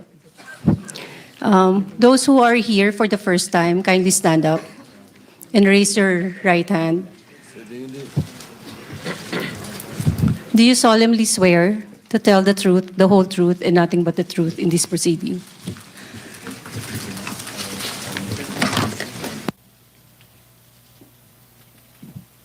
Thank you very much. Kindly take your seats. Just in case anyone asks why we did not ask Congressman Leviste to take his oath, he is a member of Congress, and we are all incumbent. We are tasked to always say the truth, especially in our hearings. So we are subject to all the rules of both houses of Congress when it comes to hearings and inquiries, investigations. Thank you. Okay, with the permission of my colleagues, we have here, as I mentioned, Maria and Joy, and we are in receipt of a draft affidavit na gusto naming panumpaan nyo ngayon sa harap ng komite. So, magdidistribute kami ng kopya sa mga miyembro. At the same time, tatanungin ko kayo na yung inyong pinadalang draft affidavit, ito yung katotohanan, pawang katotohanan at buong katotohanan lamang. Pwede ba sagutin ninyo?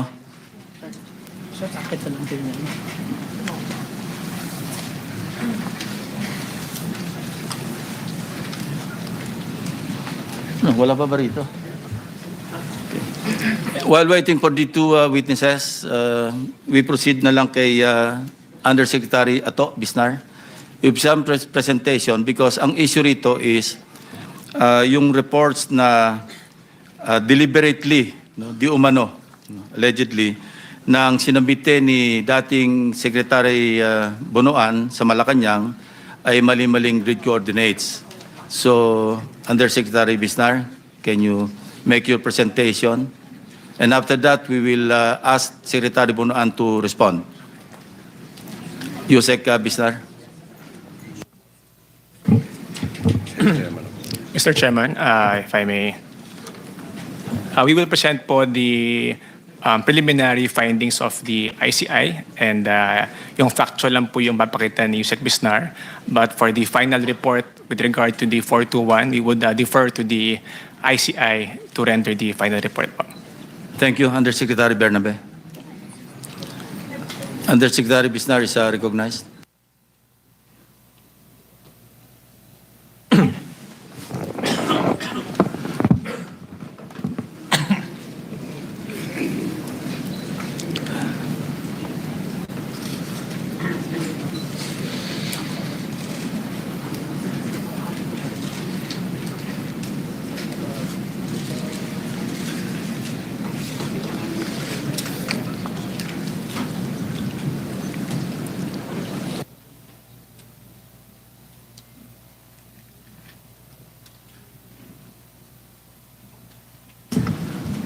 Good afternoon, Mr. Chair, Your Honors.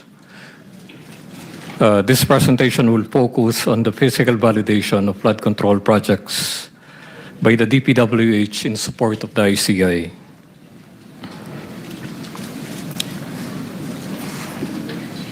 Next slide. The ICI mandated a four-step process as follows, as shown. At this point, let me go very briefly. Yung first step po is the initial field validation by the DND, AFP, DILG, PNP, DepDev, and DPWH. After yung initial validation, ito po ay ginawa because we're talking here of 30,768 flood control projects from 2016 to 2025. So as initial field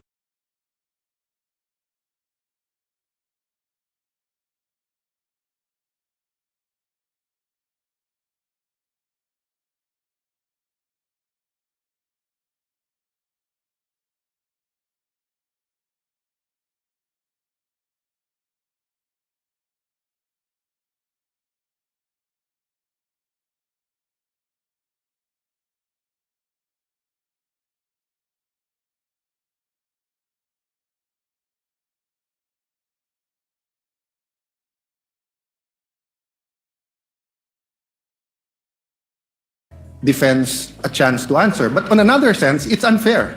Why? Because whoever phrases the question, lamang na eh. Kasi yung question nga is, why is this an impeachable offense? So for example, if I was the one who stood up yesterday and I asked the prosecution, why is this a political vendetta? And why is the House not investigating the flood control instead of investigating the Vice President? That would be unfair. That would be unfair to the House. That would be unfair to everyone. So simply giving the prosecution the chance to answer that question I asked would be unfair to everyone. So I do not know the solution. I accept the solution of the presiding officer. Now let's not tolerate any more questions like that. I agree with Senator P. I don't like being called out. But that's the role of the presiding officer and the Senate President. No? So sana yun lang, no, na one, when we ask the questions, we'll make sure it doesn't prejudice the whole trial. Whatever we say here, may ma-accuse na lawyering for the prosecution or defense. Okay lang yun. Okay lang yun. Sa prayer nga kahapon, di ba? Basta justice, bahala na magalit. Okay. But my last point, Mr. President, let's give the defense a little latitude in not only answering that question, but what you want to say. Because nga, the question is unfair. So if you're simply going to answer that question, then it won't solve the problem na nakapagsalita sila 5 minutes kayo nakapagsalita. So we'll consider, personally, I'll consider the very eloquent answer yesterday as a sort of a closing. So same, personally lang, Mr. Presiding Officer, give the latitude to the defense na parang closing din, whatever. Because they have affirmative defenses. And they did not push us to hear that. They went straight to trial. So dun din sa mga nagsasabi na delay sa dami ng objection, that's unfair. No? Let's give everyone latitude here. The same thing, I think, may konting ano sa internet na photocopies are not original and the council was simply citing, tama ba? A Supreme Court decision, no?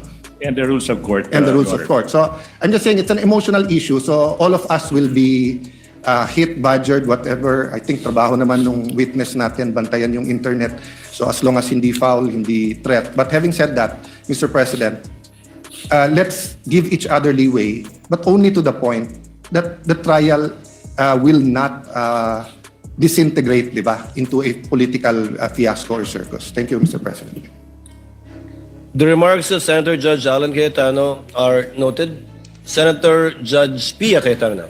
Thank you, Mr. President. This will be brief. First of all, I'd just like to confirm that I acknowledge what the presiding officer said, that I agreed. Basically, I'm withdrawing my motion in the interest of fairness, because the delivery of justice is about fairness. So kung nakapagsalita nga ang prosecution with their closing statement, di pwede rin dapat mag-closing statement ang defense, no? So I am amenable to that. But very, very, very briefly, Mr. President, I'd like to put on record, why are we being strict about the rules? Why do I have to bother standing up? Well, because nothing in this world will run well without the rules. Now, my colleagues, the Senate is a basketball-loving Senate. Dami dito, hilig mag-basketball. Kung ako volleyball player, colleagues ko basketball. I'll use basketball as an example. Will you have a decent basketball game if there's no rules? No, there's rules. That's why we stand up. And then sometimes there are also opportunities to question the rules. That's also fine. But that's why we have to stand up and call the attention of the presiding officer when we feel that the rules are being violated. And we will continue to do so when we believe it is necessary in the interest of justice. Thank you, Mr. President. The remarks of the lady are noted. Since we are discussing housekeeping chores and matters, let the presiding officer continue with the same. The presiding officer will call for a break midway through in order to afford the parties 15 minutes to relax, go over their notes, and do their thing.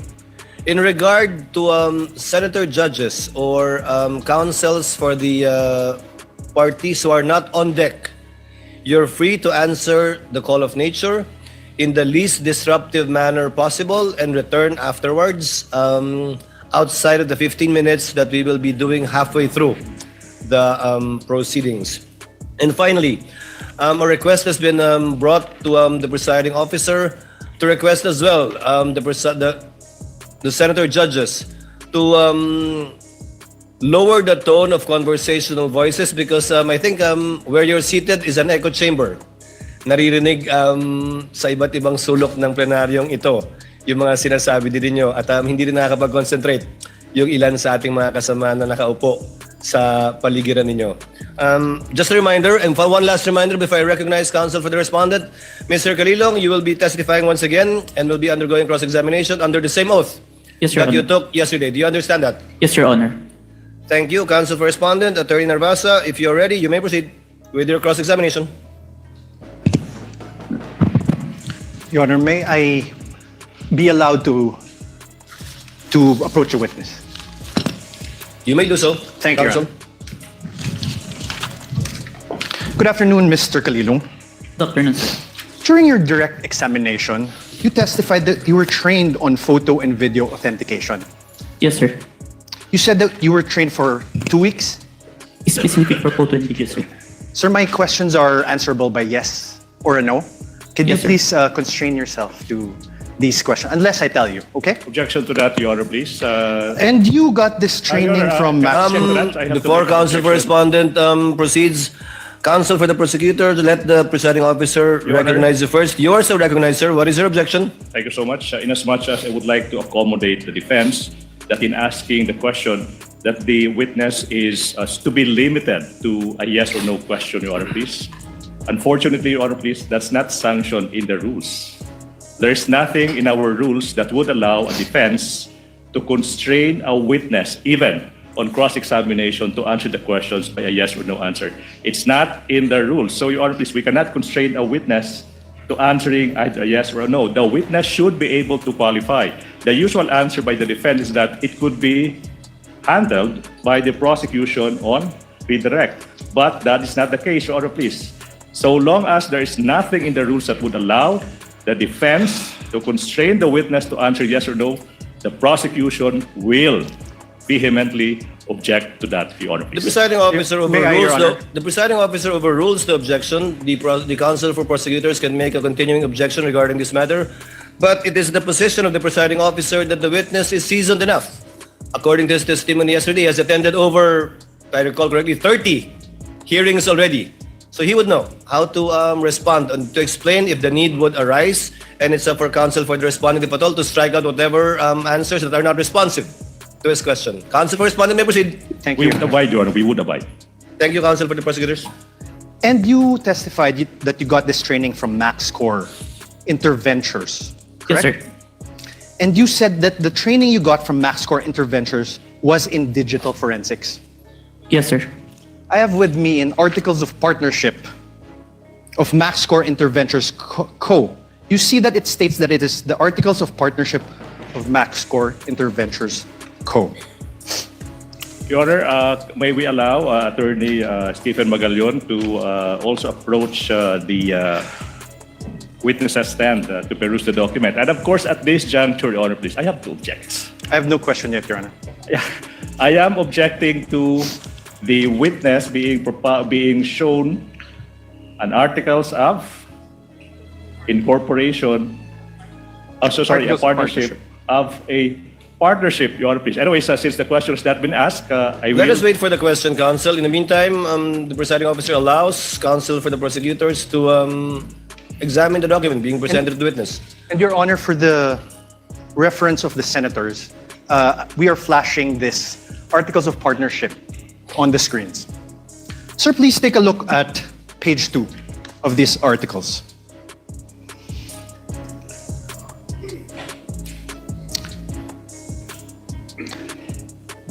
Page 2, sir. That's here. Page 1, page 2. Let's read it together, okay? Primary purpose, to engage in the business of trading both import and export of goods on wholesale, retail basis. Do you see that, sir? Yes, sir. Now on page, the same very same page 2. The secondary purpose. Let's read it together again. Own, use, improve, develop, subdivide, sell, exchange, lease of all kinds, including buildings, houses, apartments, and other structures. Do you see that, sir? Yes, sir. After that, in the same page 2, the secondary purpose is to print, publish, distribute, buy, sell, acquire rights to and generally deal in all kinds of software packages, books, periodicals, newspapers, magazines, journals, and other publications dealing in or having to do with subjects of all kinds, character, and all acts of things as may time to time be deemed needful, necessary, or required. You see that, sir? Yes, sir. Thank you, sir. Now I'm showing you a screenshot of the website of this MaxScore Interventures Co. It states under About Us. I'm also flashing this on the screen, Your Honors, for the ease of the center judges. Your Honor, at this juncture, the prosecution will now manifest that there was no question propounded as to the presentation of the articles of partnership. And the counsel is now moving forward to the presentation of an alleged website. Therefore, it seems that the defense counsel is the one presenting the documents without propounding any question to this witness. Highly improper, Your Honor, please. Highly improper. The counsel should be asking questions and not presenting document. You will have your turn when the defense team is allowed to present your evidence. 2 documents, no question yet. Highly improper, Your Honor, please. Again, I don't want to put the lawyer on the spot, but that is highly improper. Ask questions. Your Honor, I did ask questions. No, there was no question.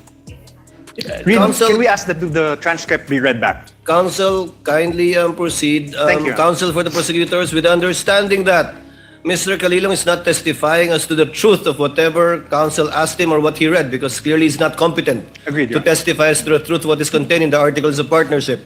However, as to the fact that he read it and saw it, up to that extent, and the senator judges are so advised as well. So, you may proceed, sir. Thank you, sir. And I am on cross, Your Honor. Thank you.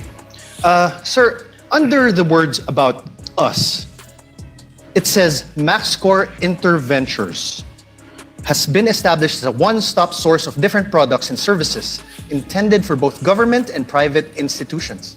Its company tagline, Innovation Without Boundaries, stands true testament to provide customers with quality merchandise, from the simplest to the most sophisticated ones, at very affordable prices. The company places a long-term business relationship through customer satisfaction on top of its priority list, with integrity and honesty as the foundation of the company.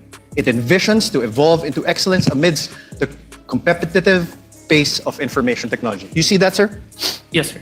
Sir, now I'm showing you another screenshot of the website of this MaxScore Interventures Co. You confirm that I'm also flashing this for the ease of the court.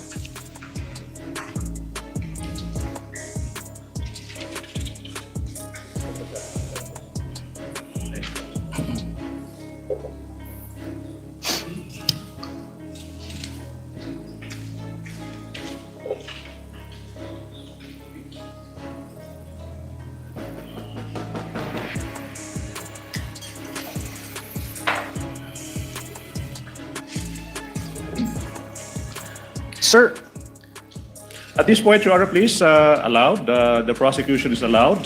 Counsel for the prosecutor is recognized. Your Honor, not by way of an objection, but a manifestation, Your Honor, please. Your Honor, Please, this is, wait. Before that, I would like to object to your manifestation. Your Honor, there's no objection. Why is the Your Honor, prosecutor allowed to manifest during my cross-examination? Counsel Honor. for respondent, kindly wait for the presiding officer to recognize you. Thank you, Your Honor. What is the desire of the counsel for the prosecutors to I make would a what? like to put into record the simple fact, Your Honor, please, that basis has not yet been laid as to the presentation of these documents. He presented an articles of partnership and screenshots of websites without saying who took these screenshots or who, from where did the defense get the articles of partnership. That is only by way of manifestation. No need for the court to rule on that, Your Honor, please. Noted.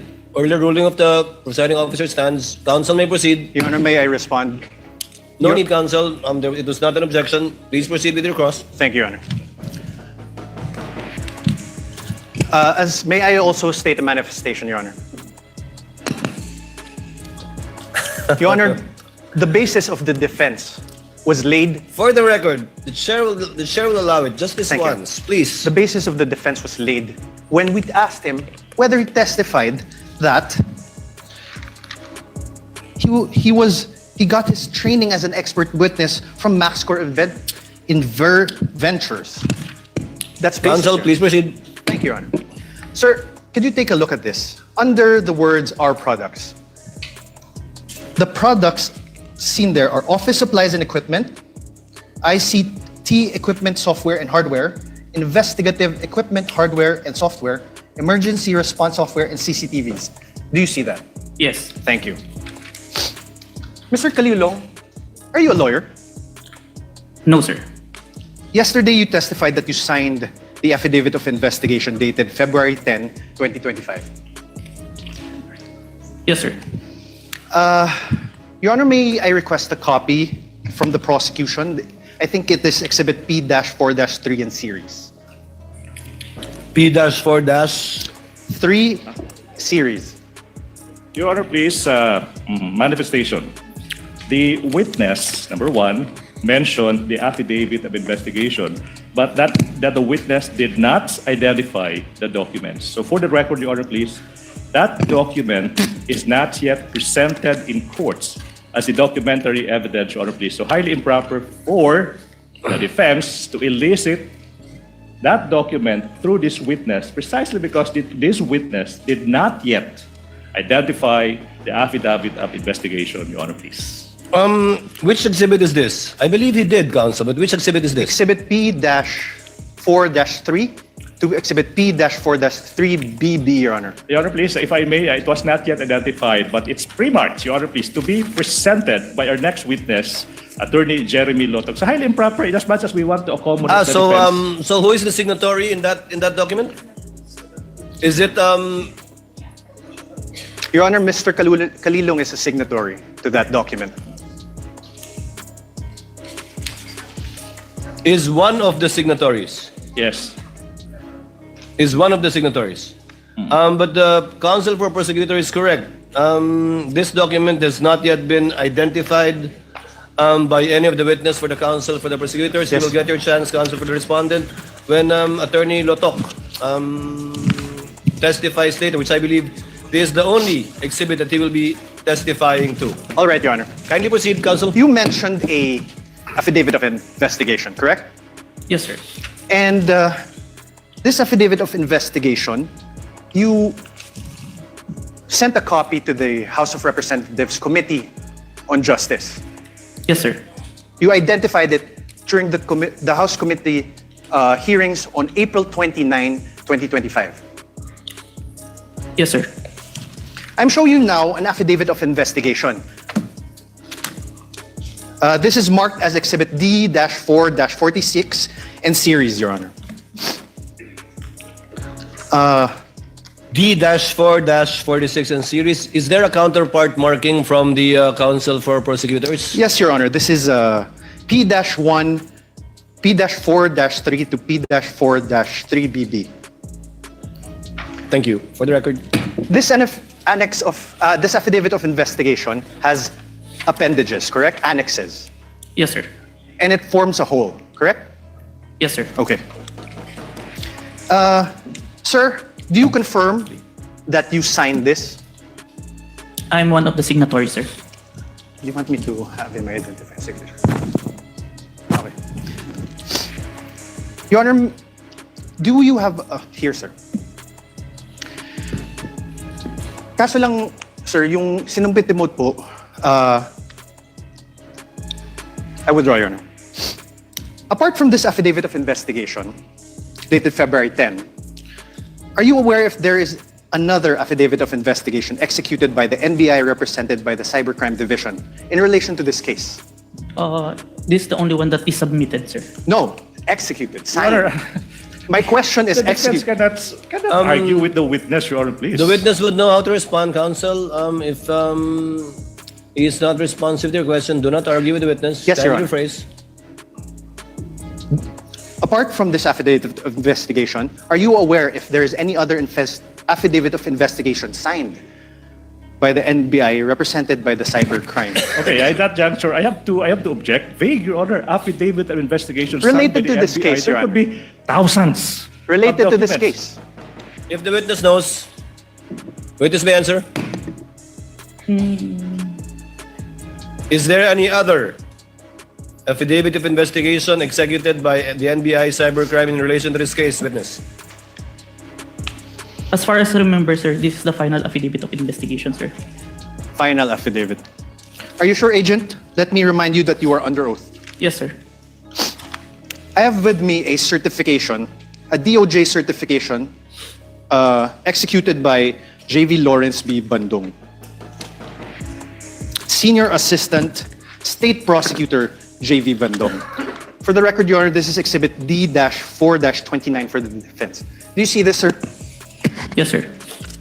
This certification dated February 5, 2025, states, and I quote, the complaint referral does not contain all the necessary evidence to prove the essential elements of the crime. Therefore, it is recommended that the same be first referred for case build-up. Do you see that? Yes, sir. Now below that, in the second page, below that, under the word notes, number 1, therefore, states, and I quote, that there is no... May I have this flashed on the screen, please? For the ease of the court. So the honorable court can follow.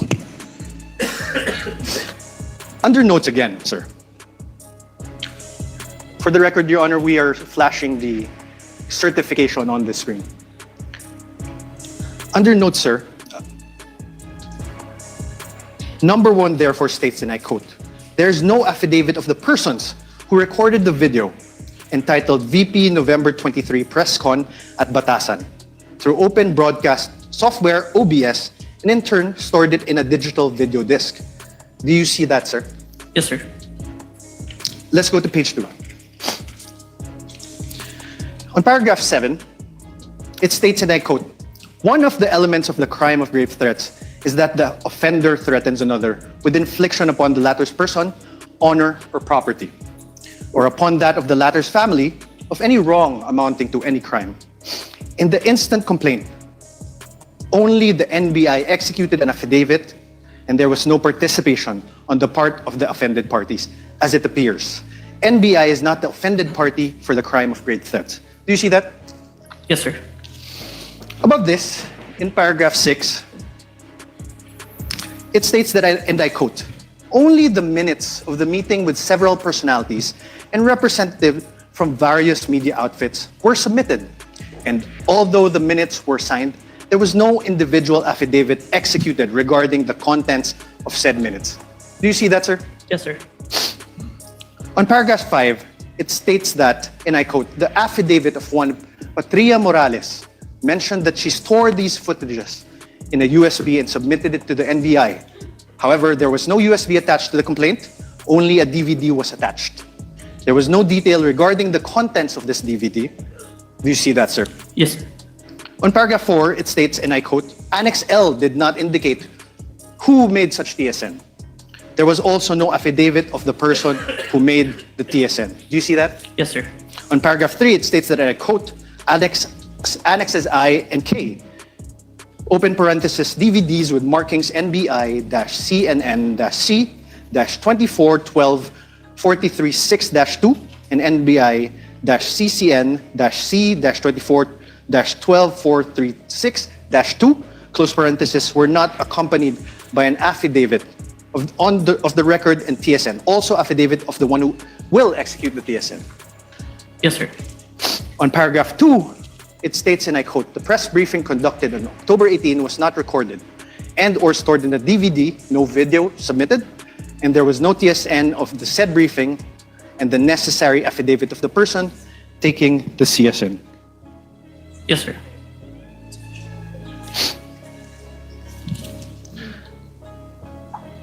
Now you are aware, sir, so now, is your memory refreshed, sir? Did the DOJ send back the original affidavit? of investigation to the NBI? Yes, sir. As far as Thank you. Now, you are aware that on February 11, 2025, the NBI, through its then director, retired Judge Jaime B. Santiago, wrote to the Office of the Prosecutor General submitting a revised affidavit of investigation. Yes, sir. This is your affidavit of investigation dated February 10, right? February 10, 2025. Correct. So, wait. So, objection, Your Honor. The defense said that this is your affidavit, dated February 10th, without showing any document. I'm asking, sir. How could a witness answer to a question that is not accompanied with a document? That should be the basis for the question. And This is your affidavit. I will reform, Your Honor. Kindly reform, counsel. Thank you, Your Honor. This is your affidavit dated February 10, 2024, correct? Please check.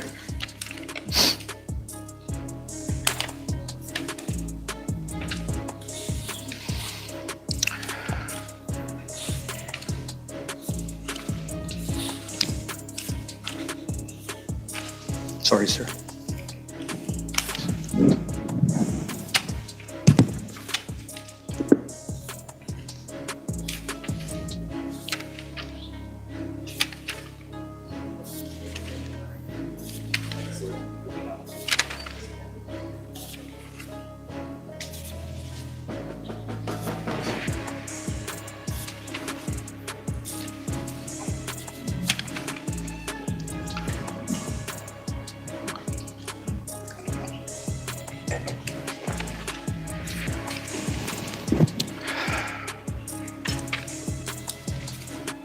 Your Honor, can I make a manifestation, Your Honor, please? Your Honor, can we object again to this manifestation? I will not even object. I'm being generous. Your Honor. Counsel, let's wait for the witness to review it. It's a voluminous document. And the signature is on the last page. You can make the corresponding objection to the style, manner, cross-examination of the counsel for responding at the proper time.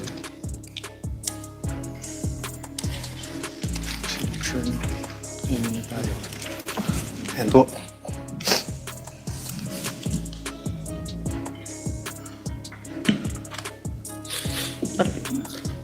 is this the amended affidavit of investigation? This is a photocopy of the Yes, sir. affidavit, sir. This is the amended one. Yes, sir. The photocopy, sir. Thank you.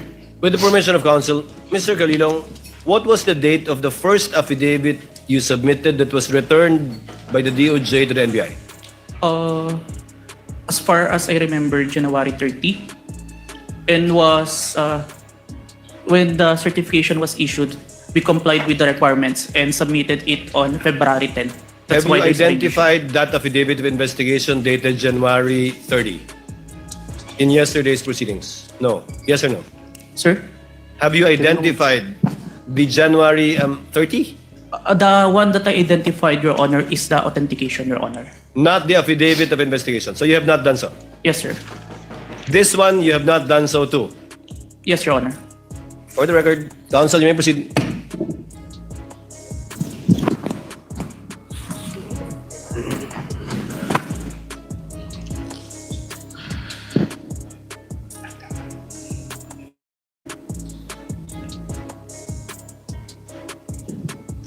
I'm showing you now a letter dated January 30 from the former NBI Director Jaime Santiago. Now, I have to object, Your Honor, please. You know, the defense has been confronting this witness with documents, even without marking and identifying the source of these documents. Your It's Honor, like plucking out of thin air a document, presenting them the document to the witness, and withdrawing the document. Your Honor, that's up without to the... even introducing this piece of evidence, this piece of exhibits into evidence. So my question is, through the presiding officer, is the defense not entering these documents into evidence, Your Honor, please? They can do so at the proper time, counsel, but insofar as the witness is concerned, I think the basis was laid when he said that he executed only one affidavit of investigation in connection with this case. Now it seems that there are two affidavits. I would like to make both of which have not yet been presented. One will be presented, I think, by Attorney Lotok. Your Honor, for the the first record- one, we're not aware of it. Is that correct, counsel for the respondent? Your Honor, he just identified a copy of the affidavit of investigation. Dated January 30? April 10, 2025. February 10. Sorry, Your Honor. February 10. February 10, Your Honor, please. What about the first affidavit? The witness said he had a first affidavit. Yes, Your Honor. Not yet. Not yet. Yes. You only cited a January 30 letter of Yes, the Your Honor. former NBI I cited, Your Honor, a Director. certification by the DOJ returning an affidavit. And that is now the problem, Your Honor. In fact, even I am confused because the documents are not introduced into evidence by the defense. Counsel, please proceed and kindly help the court to be clarified you. regarding this matter. You mentioned that you mentioned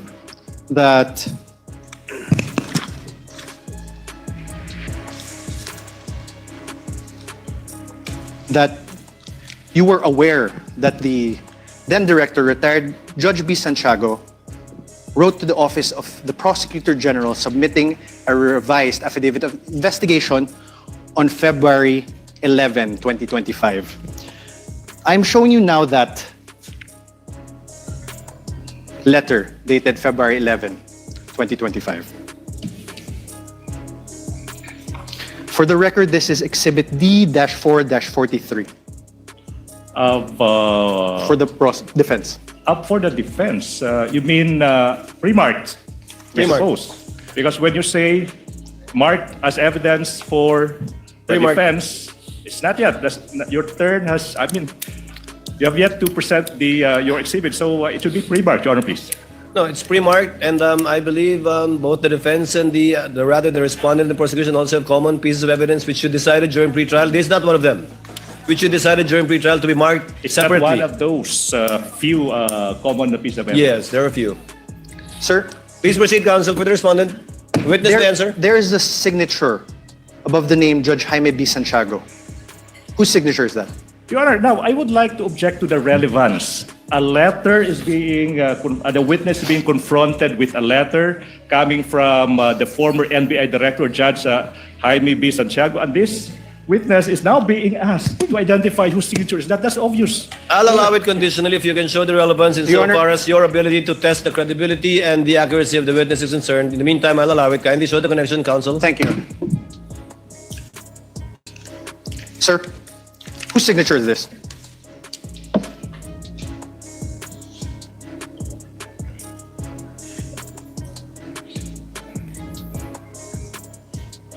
As far as I remember, signature of Director Santiago, sir. Thank you.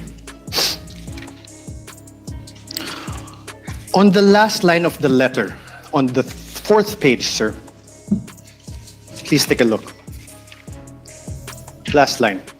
It says, and I quote, "To support our recommendations attached herein is the revised affidavit of investigation, including its attachments." Did you see that, Agent? Yes, sir. Thank you. And you confirm that the former NBI Director, Jaime Santiago, wrote to the Prosecutor General, Richard Anthony D. Fadulion, a letter dated January 30, 2025.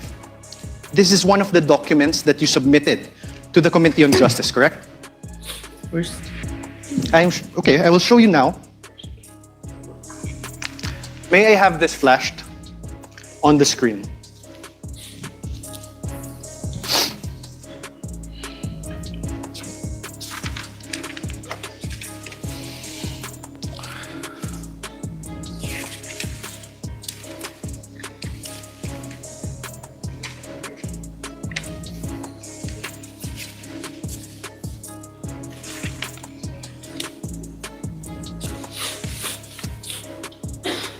Do you recall this document?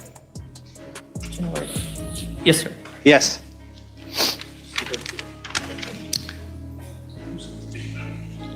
January 30, 2025 is a date earlier than February 10, 2025, correct? Yes. Your Honor. As an answer, Your Honor. Prosecutor. Your Honor, the witness being asked which Your Honor, ask and came answer. first. I mean, relevance, Your Honor. Relevance. Counsel, if the witness knows and the counsel for respondent will be given the latitude to test the credibility, accuracy, and completeness of the testimony of the witness. But we note your continuing objection because you already sound frustrated, counsel, in regard to this line of questioning by the I'm very counsel for patient, Your Honor, respondent. please. I'm very patient. The counsel for respondent may proceed. Witness Thank may you. answer. He already answered, Your Honor. Thank you. You earlier confirmed that there was actually a certification dated February 5, 2025. You Objection, misleading. I don't I have no remember question, this Your Honor. witness. Let stating the that there counsel was- finish with this question, counsel. He even read it, Your Honor. You likewise confirmed that in that said certification, dated February 5, 2025, the earlier affidavit of investigation were subject to 7 recommendations. And you confirmed that you read that. Objection. Ground for Misleading, the Your Honor, objection. please. Now the counsel mentioned 7 grounds. 7 grounds. And I don't remember this witness uttering the term 7 grounds. What I do remember, Your Honor, please, is that this witness was confronted with a certification, a letter, whatever. But now the counsel is now asking this witness to confirm the contents of those certifications or letters. Misleading. No, That's Your- not allowed during cross. The counsel is now assuming facts that have yet to be established. Can I repeat that? This witness was only confronted with certifications, letters, dated this, dated that. And now, the counsel now asking, Your do you Honor, please, confirm- he's do you now confirm testifying. rights? Wait, let me finish. Now he is asking this witness to confirm that in that letter there are 7 grounds, as if this witness uttered those words. The ground is misleading, definition. This counsel is assuming facts that have yet to be established through this witness, Your Honor, please. Counsel, again, the witness is not a newbie. I think he can handle himself and would know how to answer if indeed he is familiar or not with what is being presented to him. And thus far, he has responded based on his knowledge of these documents. Chair will allow it. Witness may answer. Sir? Can you repeat the question, counsel? You confirmed that there was a certification dated February 5, 2025. You likewise confirmed that in said certification, Your Honor, compound question. there's no question. Wait. Kindly wait for the presiding officer to recognize you before answering. Yes, Your Honor. Yes. Much Please, obliged, Your counsel Honor. for the prosecutors, please finish with your objection. Thank you so much. Can I? Yes, Your please Honor, proceed, counsel. Compound questions. The witness is now being confronted with 2 successive questions without allowing this witness to answer the first question. What makes a compound question? No need to lecture, counsel. Counsel for respondent, please reform. Your Honor, I had no question. I had no question yet. Kindly proceed with your question. Thank you, Your Honor. The earlier affidavit of investigation was subject to 7 recommendations from the DOJ Vague, Your for Honor, please. case build-up. Objection vague. The earlier investigation, which investigation is the counsel referring to? We already Objection vague. We already established, Your Honor, there was an earlier one. This is Overruled. Again, the witness is competent enough to testify. Overruled. Witness, kindly proceed with your question, counsel. Yes. In the revised affidavit of investigation dated February 10, 2025, that you identified, despite DOJ's recommendation number 6 that you earlier read, Objection, Your Honor. Objection. Sir, Your Honor, I'm not If yet the finished. ground is Can we already- wait for the counsel to finish with this question, counsel, please? Okay, Your Honor. Sir, there were still no affidavits of the journalists from the media outlets in your affidavit of investigation dated February 10. Witness, not answer first. Objection, Your Honor, please. Misleading. Why is it misleading, counsel? The counsel said the earlier affidavit of investigation. In fact, Your Honor, please, he referred to the February 10 investigation. That's not the earlier investigation. That is the final affidavit investigation submitted to the DOJ. Misleading. Misleading, Your Honor. Your Honor, The presiding officer will ask the question. Mr. Witness, did you attach the affidavits of the 2 witnesses that viewed the video of the Vice President in the February 10 affidavit? Yes, sir. Let me qualify my answer in number 6, sir. You may do so. In number 6, sir, the DOJ requested an affidavit to be executed regarding the contents of the minutes. I executed an affidavit attesting to those minutes, sir, which I'm part of the interview, sir. But was it attached to the February 10 affidavit? Yes, sir. Counsel for the respondent, your witness. Thank you. Sir, but there are no affidavits of the journalists from the media outlets, correct? My question is not found there, Your Honor. Oh, Your Honor, please. My question is Your not Honor, found there. okay, wait. The counsel is confronting the witness with a document, and he propounded I questions, was and then not- he asked another question, and he took the document away. What's Your the Honor, purpose of that? I was- Objection, Your Honor, please. My question is plain, Your Honor. Let the Do you- witness peruse the document you presented him with. Let him answer that through a document. My question is plain, Your Honor. Your Honor, a witness should be allowed to peruse the document I am that he not- was confronted with. Counsels, please. Witness, I think the witness understood the question. Mr. Calilong, you may answer if you understand the question. I will repeat the question. Your Kindly Honor. repeat, counsel. Thank you, Your Honor. There is still no affidavits of the journalists from media outlets appended on your revised affidavit of investigation, sir. May I qualify my answer? No, sir. Just answer a yes or no. Kindly look at the document presented to you. On redirect, counsel can make you explain the disparity, if any. The question is simple. Are the affidavits attached to the affidavit of investigation?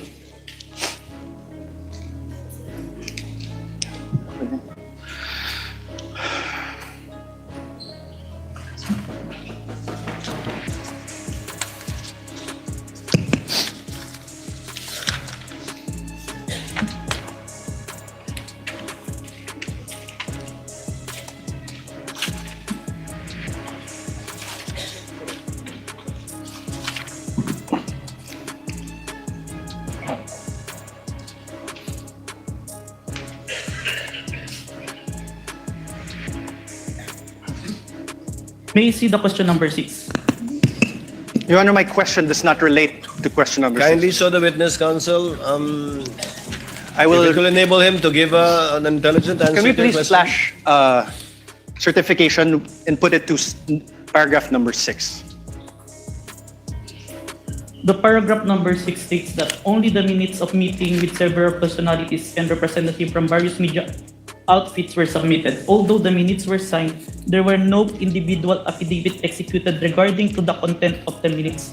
On this, Okay, sir. I have no So the question. answer is the affidavits are not attached. I have executed an affidavit, sir. No, the Sir, affidavits of the two journalists are not attached. I think that's the only question of Yes, sir. counsel for the respondent. Thank you, Your Honor.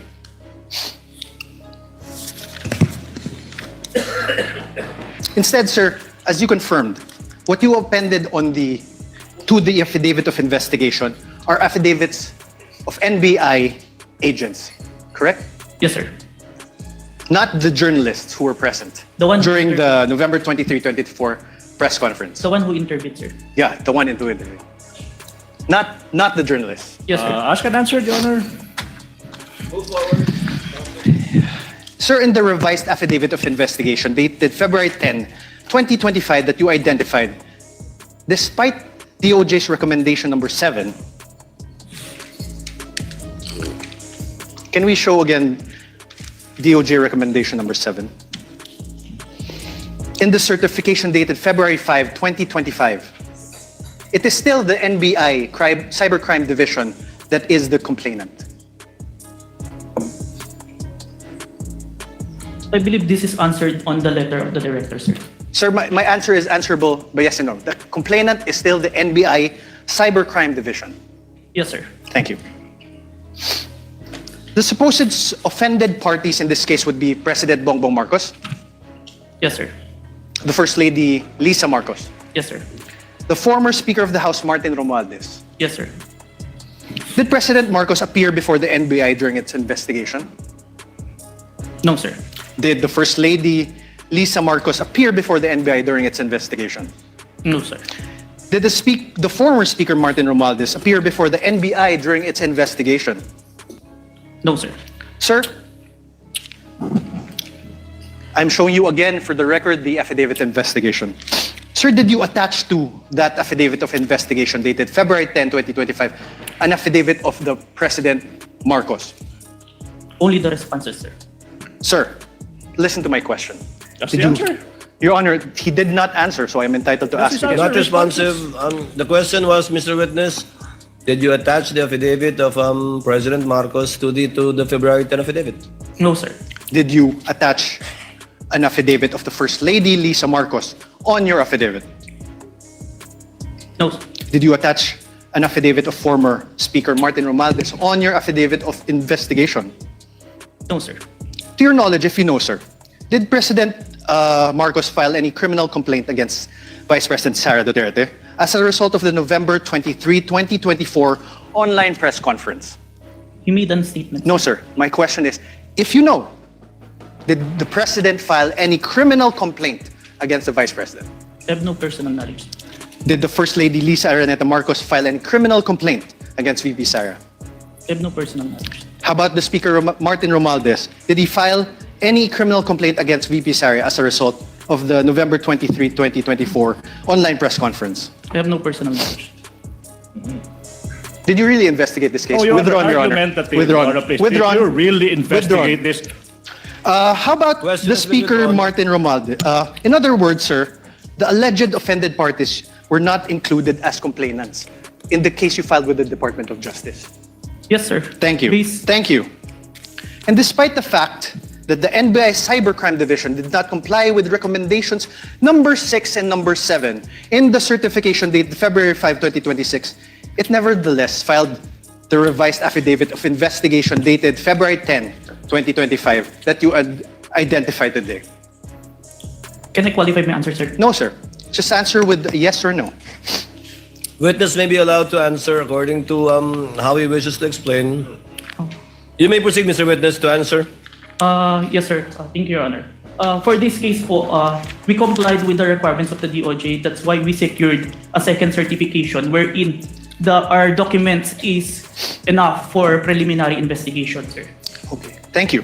And this certification is a certification dated February 5, 2025, correct? Kindly show the witness the This is document. not the new certification, sir. Oh, sorry, sir. So, apologies, Your Honor. February 11. This was also executed by Senior Assistant State Prosecutor J.V. Lawrence B. Bandong, correct? Yes, sir.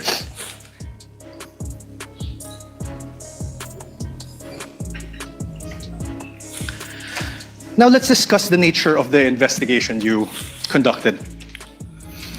You claimed in your affidavit, sir, that affidavit of investigation, that the NBI began its investigation into the VP's remarks because it was directed by the DOJ to do so. Motu proprio and directed, sir. Okay. Do you understand what you just said, sir? Oh, Yes, sir. oh. Can I I'm object to asking, that, Your sir. Honor, please? I'm asking, sir, it makes sense, Your Honor. Argumentative, counsel. Move on. Motu proprio, sir, means, Oh, no, objection. You cannot lecture, counsel. This is sir, what does cross-examination. you mentioned motu proprio. What does it mean? Even without a complainant, we started the investigation, sir. Are you sure, sir? Oh, argumentative. Are you sure, I- sir? Move on, Are counsel. you sure, Move on. sir? How?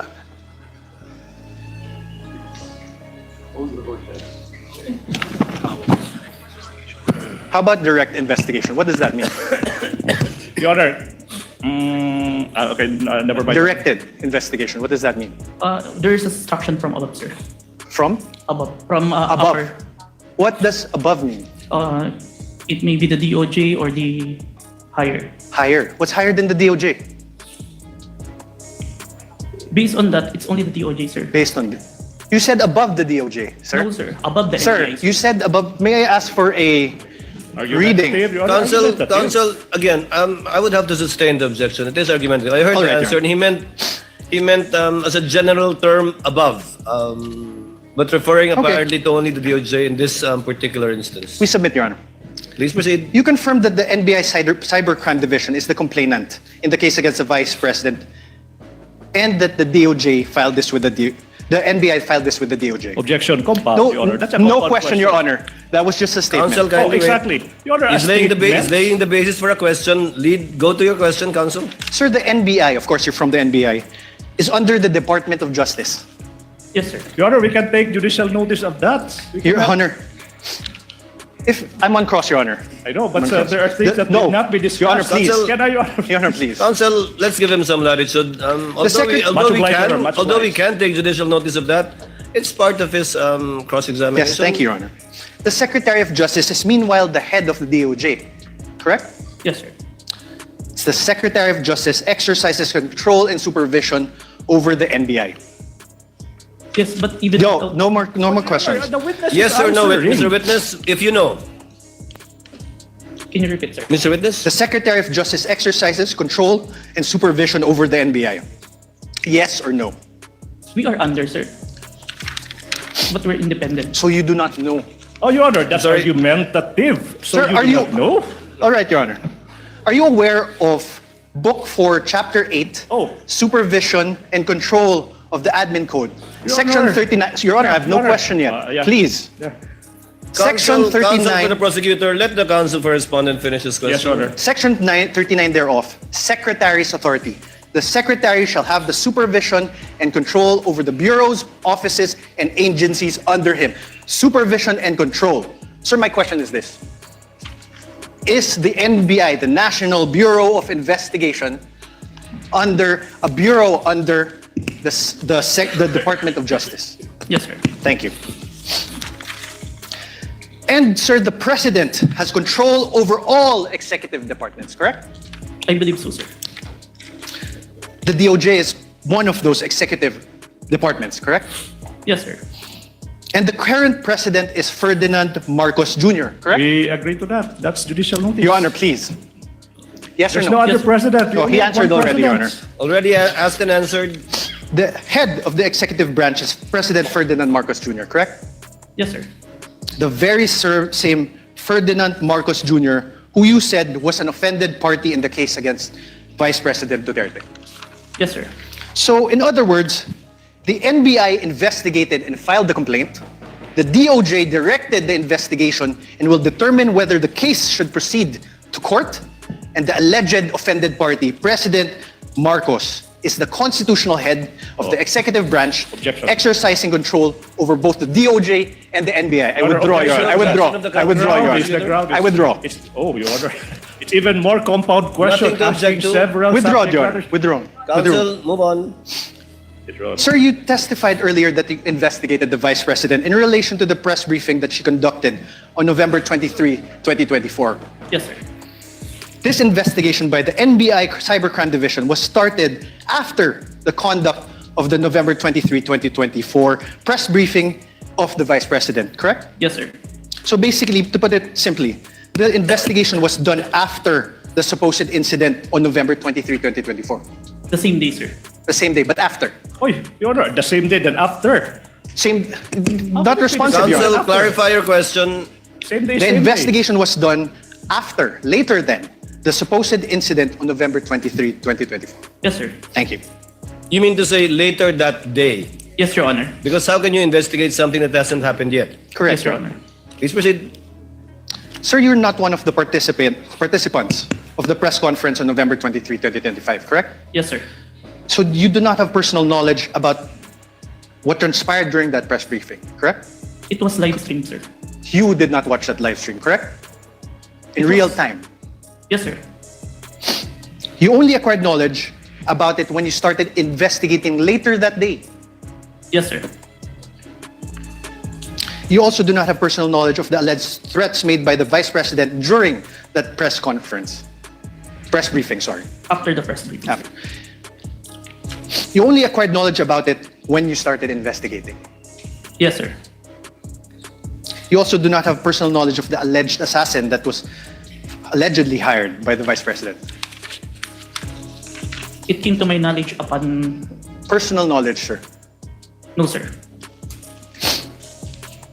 Now, during your testimony yesterday, you mentioned that during your investigation on the November 23, 2024 press briefing conducted by the Vice President, you preserved a copy of said press briefing through open source investigation, correct? Preserve a copy through open broadcast software studio. Okay, thank you for the correction.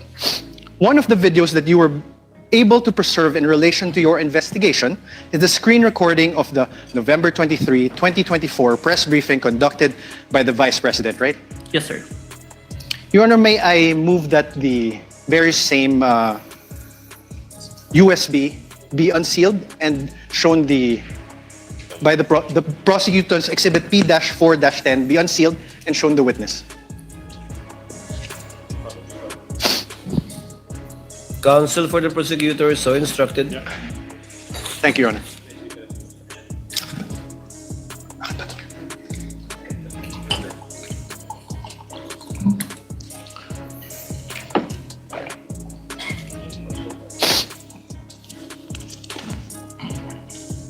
Okay ka na po?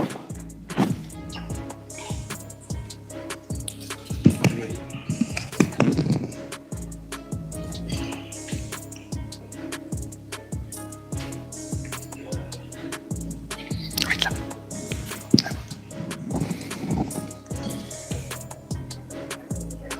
November 20. This is Exhibit P-4-10, I believe.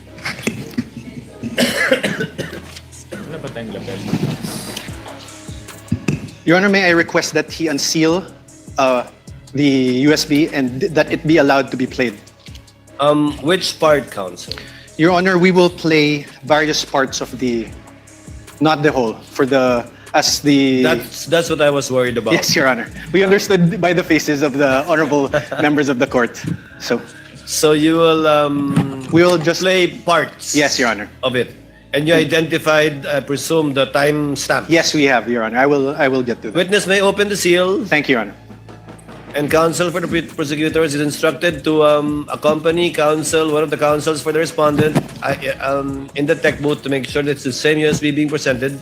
For the record, Your Honor, the witness is opening the prosecution's Exhibit P-4-10, Your Honor. This is the video dated November 23, 2024.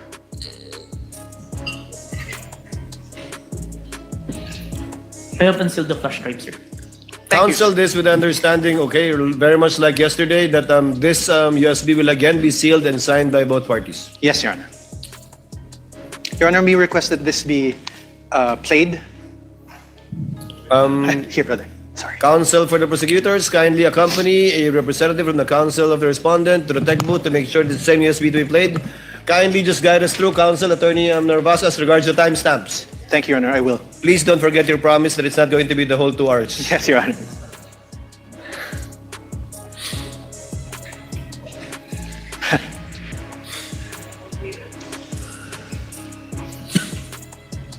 Waiting.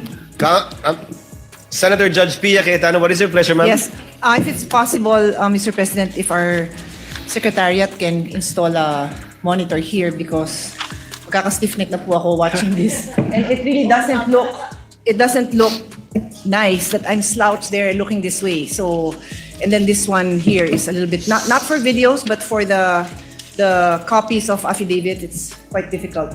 So if they can put one here, the others want another, but I can speak for those in the front row we would like to request. Thank you. The clerk of court, rather, is instructed to kindly install a TV monitor in front of the tables of the counsel for the parties instead of at the witness stand, both sides.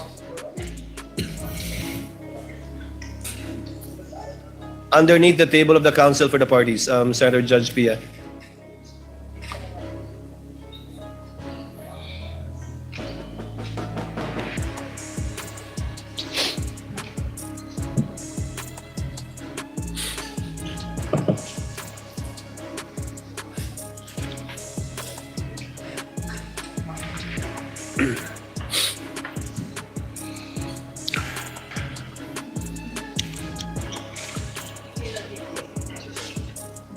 Counsel, for the record and for reference, kindly identify the timestamp that you will be playing. I presume in chronological order. Your Honor, for the record, we are showing the witness a part of the video marked as the prosecution's Exhibit P-4-10. First video, the timestamp around 0001:27 to 0002:20 of the November 23, 2023 press briefing as contained in the video that you identified yesterday, sir. Your Honor, may we ask that the video be played at those specific timestamps? I do the apology. sabi po nila, I just have to do an MR. Then I did an MR, but they did not rule on it. And then suddenly they have an order transferring me. When ang nauna naman na order ng final ng lawyers namin was an MR to lift that order of contempt. Because they said that was the procedure. If they were not able to rule on that, how were they able to come up with an order, to transfer me to the Women's Correctional in the dead of the night? I mean, bakit ganun? Wala na bang rights yung mga tao? They just go to your room and then just get... Wala, bakit yun? I don't understand. Your Honor, may I ask that the video be stopped? Sir, do you know who that is in the video that you identified? Attorney Zulaika, as far as I remember, sir. And Attorney Zulaika, as far as you remember, Attorney Zulaika is who in relation to the Vice President? You may answer not a yes or no question. As far as I remember, she is the COS. COS meaning Chief of Staff, right? And she is there in that video because she was cited in contempt by the House of Representatives, correct? If you are aware, you're the investigator. Prior to the... Sir, my question again.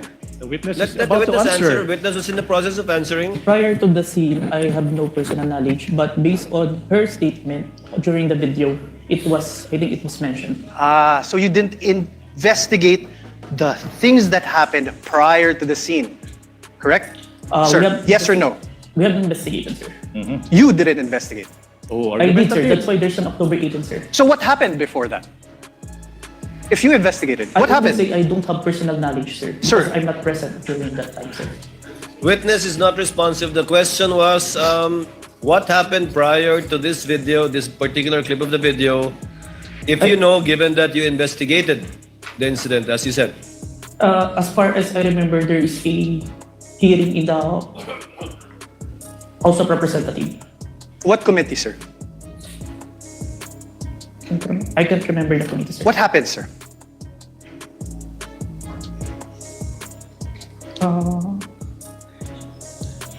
COS was cited in contempt, sir. By who, sir? I can't remember the exact, sir. But you investigated. I withdraw, Your Honor. Can we play, let me show you timestamps around 002832 to 002933. This is the same prosecution's exhibit P-4-10.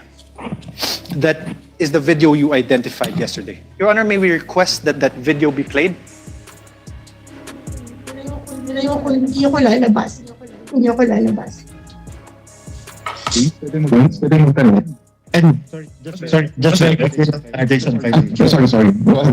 So after you push back, attorney, they left the room, no? Tama ba? Did I appreciate that that detail accurately? Because I think alam ko naman nila na mali yung ginagawa nila. You don't put people in the dead of the night. What is that? It's sort of, di ba, official business hours. Because hindi naman po ako criminal eh. I am not a criminal. I am already here in their facility. I have assured them already that I will attend their hearing on Monday. So why will they treat me like that?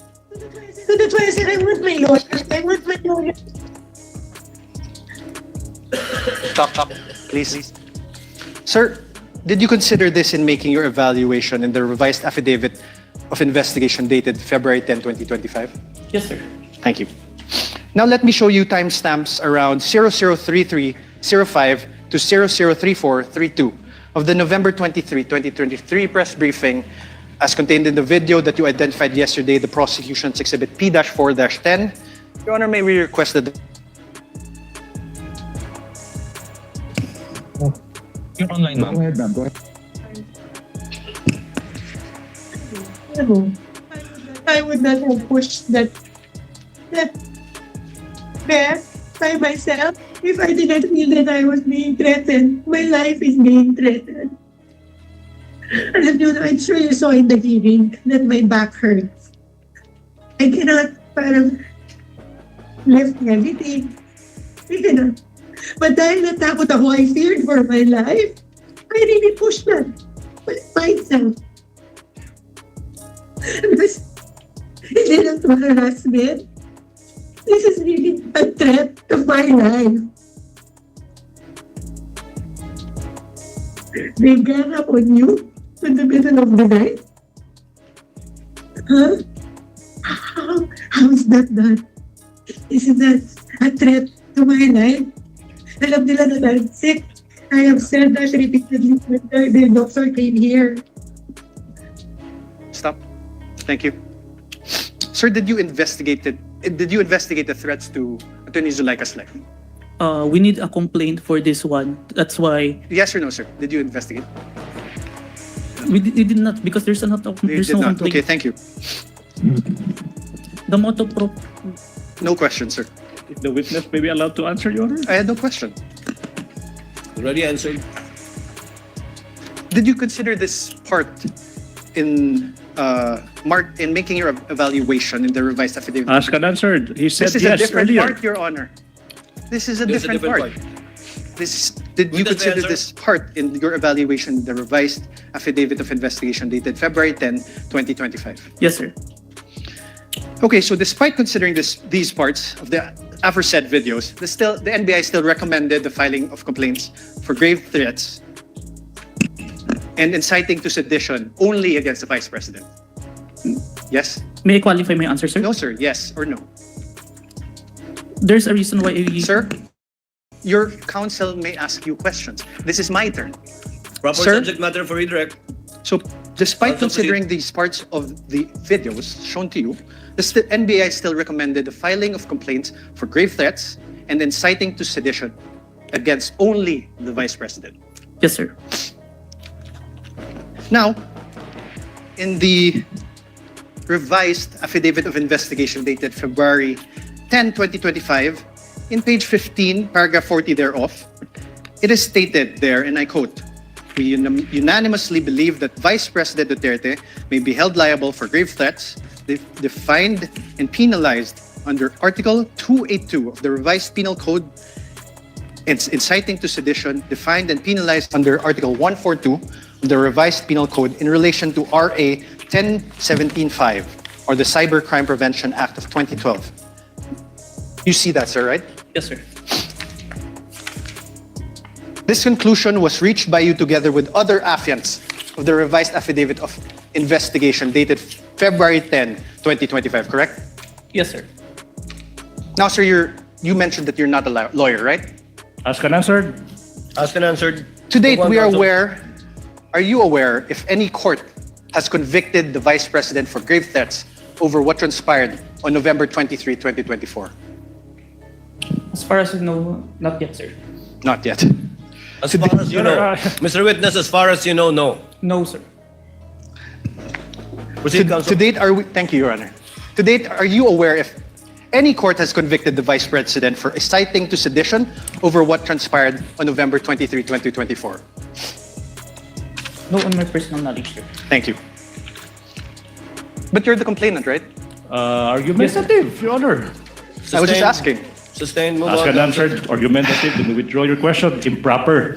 Attached to the revised affidavit of investigation, which you identified and submitted to the DOJ and the Committee on Justice, is your affidavit of transcription of the press conference on November 23, 2024. I am showing you this now. For the record, sir, Your Honor, I will show the... Can you check?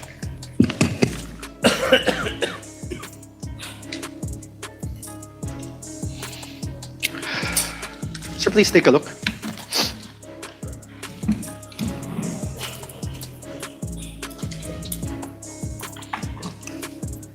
Can you please state for the record? This is your affidavit of transcription.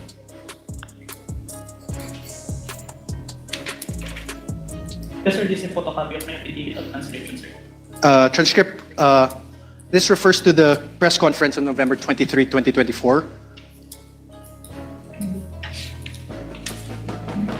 Yes, sir. You signed this on December 20, 2024.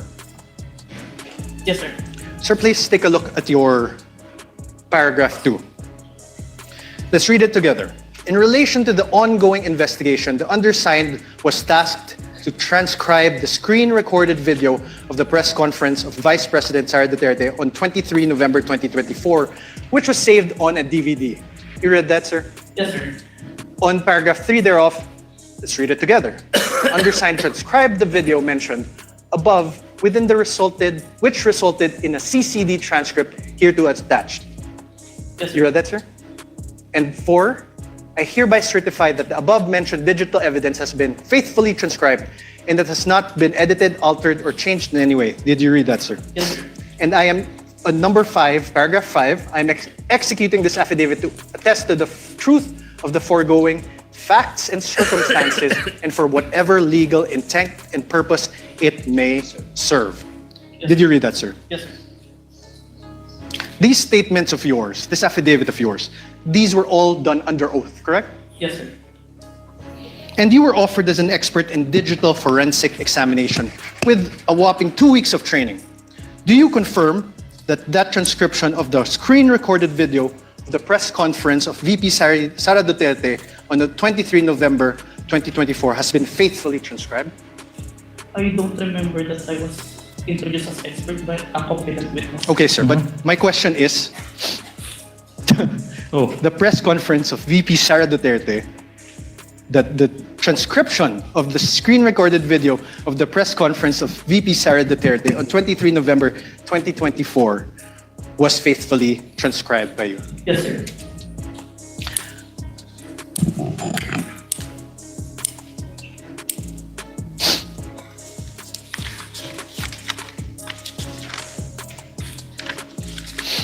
Sir, attached to this affidavit is the transcript, correct? Can you please take a look? Yes, sir. And Your Honor, may I ask again that the video, parts of the video be played of the press conference on November 23, 2024. Let's go through it together, sir. Where's the timestamps?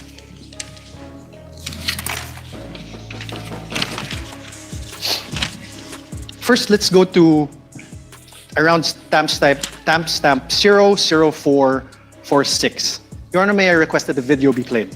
Sir, please. After this order, are you going to file? Are you going to trigger na po ba that filing? I am not leaving this room. I am here in the House of Representatives detention facility for 5 days until the hearing on Monday. Nobody has come in here and demand to transfer me in the middle of the night. I have my right. Any crime. I am not leaving this room. Stop. Okay. You heard that, sir? You want to repeat it? I heard it. You heard it. Sir, in the first, you see also where that part is? Can you see it? Start with the question with Red Mendoza, sir. Okay, after the Zuleika Lopez. Did you hear that? Yes, sir. Okay. Mr. Witness, kindly speak to the mic. Yes, Your Honor. You heard, she said, I am not leaving this room. I am a detainee here in the House of Representatives detention facility for 5 days until the hearing on Monday. That is the first sentence, sir. My question is this. Does your transcript have the words a detainee?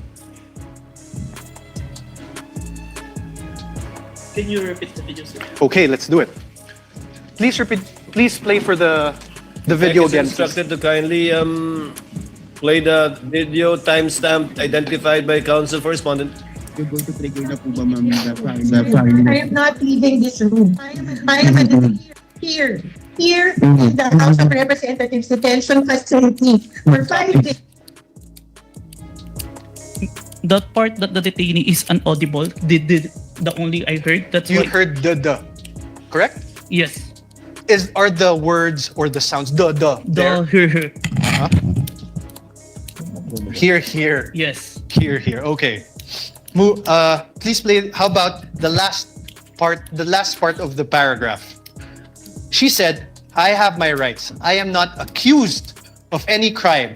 I am not leaving this room. Does your paragraph in your transcript have the word accused after not? Can you play the video, sir? Please play the video again. Speak to the microphone. Thank you, sir. Instructed to play the video. Witness is instructed to speak to the mic. demand to transfer me in the middle of the night. I have my rights. I am not accused of any crime. I am not leaving this room. More? Play, please. Okay po, ma'am. Yun lang po, ma'am. Thank you po, ma'am. Wait. Yes. Back. Any other question? 0446. I'm sorry, ma'am, kasi I understand, ma'am.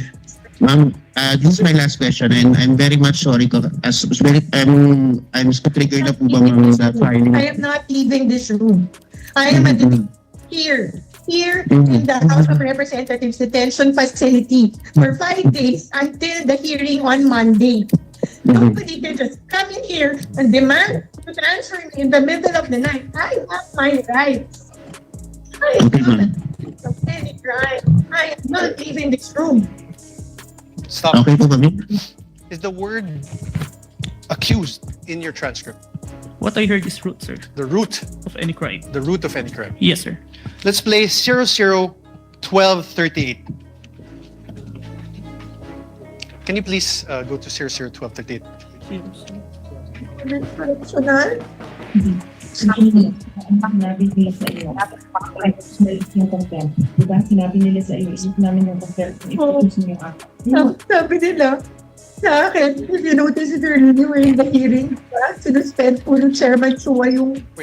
Stop, please. Your Honor, please. Now, I'm now registering my objection as to the relevance, Your Honor, please. If I may explain, Your Honor, of this line of questioning, Your Honor, please, if I may. Counsel may explain his objection. Your Honor, please.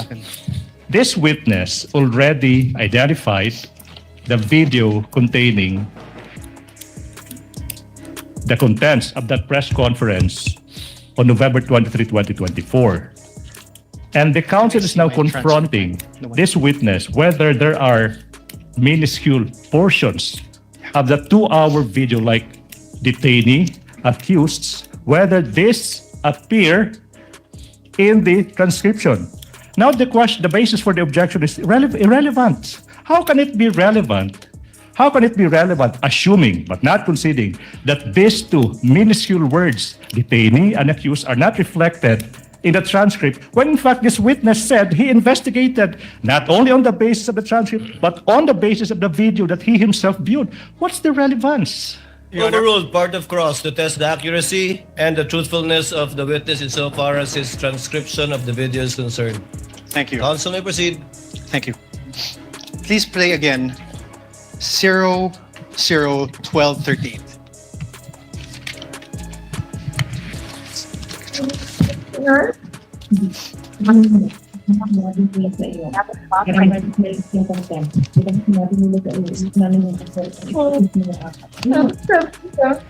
Sa akin, if you notice if you're reviewing the hearing, di ba? Sinuspend po ng Chairman Chua yung session. Tapos, nung sinight po ako ni Congressman Castro in contempt, then after that, nag-rule sila. Tapos, then sinuspend niya. Tapos, lumapit po sila. Nag-hajok sila. And then, they called my lawyer. And then, told him na kausapin ko. So, lumapit ako. And I really apologize. I said, you know, that letter to the Commission on Audit was really a position of the agency. It is our stand. Like all, di ba? Like, meron kang points na gusto mo i-raise. We respectfully parang raised our points to the Commission on Audit. Alam ko, hindi naman po yung mali kasi that was our right as an agency. Because there was an ongoing audit investigation. Pero hindi naman namin kinukuha. Narinig ko ba? Did you hear the Vice President speaking?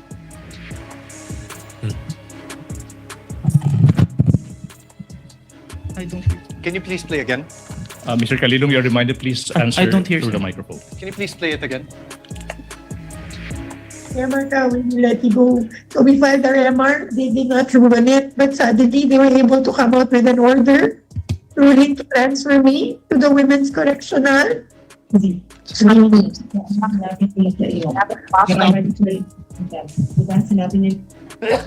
There. Did you hear that? There are sounds, but I can't distinguish the words. Can you play it again? Your Honor, asked and answered. What's the point? Okay, withdrawn, Your Honor. No further questions.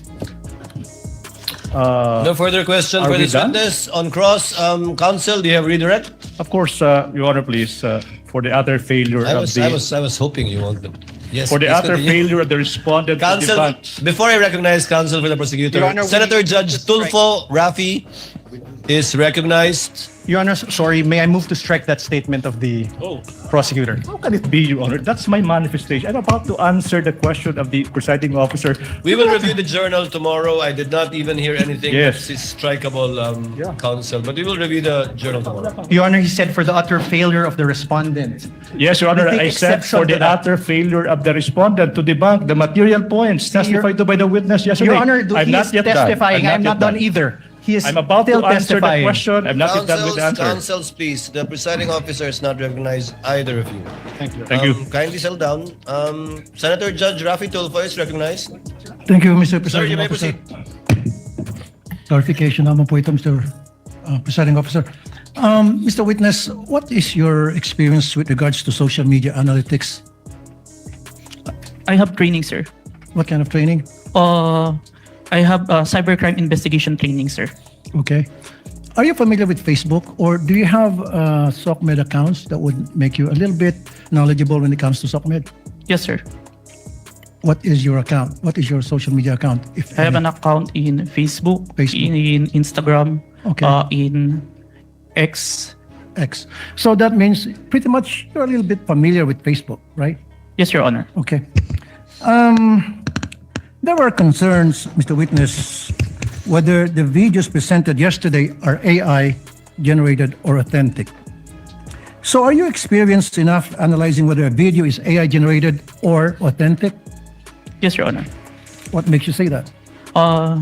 Based on my experience, Your Honor, and the video itself, it's a 2 hours long. Normally, an AI-generated video will only last a short second, sir. So the video that was presented yesterday, where we saw the VP was saying something or talking to that effect. Did you do something, or what kind of system did you observe or follow to ensure whether that video was AI generated or authentic?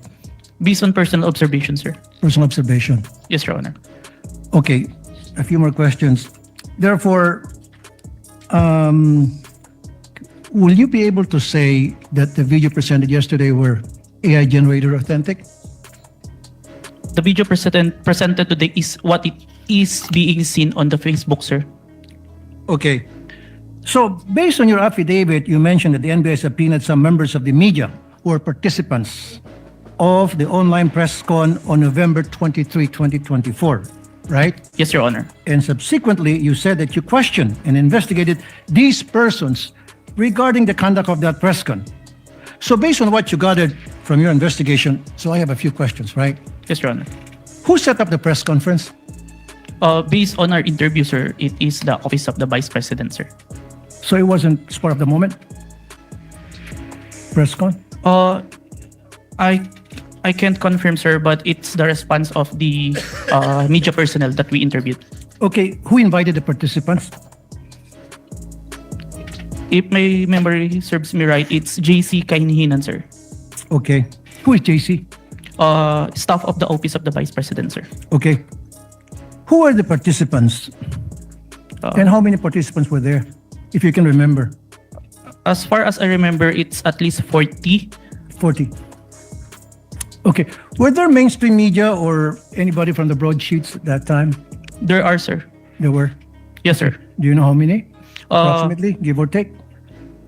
We have the one that we have issued subpoena, sir. At least 6, sir. 6. Okay. What was the reach of the video on that very day? Like how many views on that very day, and then a few days later? Were you able to observe that? I can't remember, sir. You can't remember. Okay. How did it spread? O paano kumalat sa SOCMED yung videos that was presented yesterday, as far as you know, when you did an investigation? It became trending, sir. It became trending. And my last question is, kasi in-establish dito is inciting to sedition on top of yung sa sinasabing grave threat. Ano yung mga comments na napansin mo doon sa video? Can you give us an example? One of the comments, because on the video November 23, they were mentioned about people power when asked a question by Princess Maui. And the Vice President agreed, and ang laban ay wala sa EDSA, nasa Malacanang, and there are responses from the comments, but it's not documented. That is agreeing, sir. No further question, Mr. Presiding Officer. Thank you, Senator Judge Tulfo. Senator Judge Aquino, thereafter Senator Judge Pangilinan. Senator Judge Aquino has 2 minutes. You may proceed, sir. Maraming salamat, Mr. Presiding Officer. Mr. Kalilong, kanina may nabanggit na dalawang affidavit, isang January at isang February. Yung January ay binalik sa inyo, tama po ba? Yes, Your Honor. And there were 7 grounds why it was returned to you, is that correct? 7 points. Can you narrate what are these 7 points that you addressed? Is that the correct term that you addressed in the second affidavit? Yes, Your Honor. Can you name them, please? May I have the certificate, sir? The certification, was it counsel for the respondent? Your Honor, may I Yes, you may approach Thank and you. show him the document being alluded to by Senator Judge Aquino.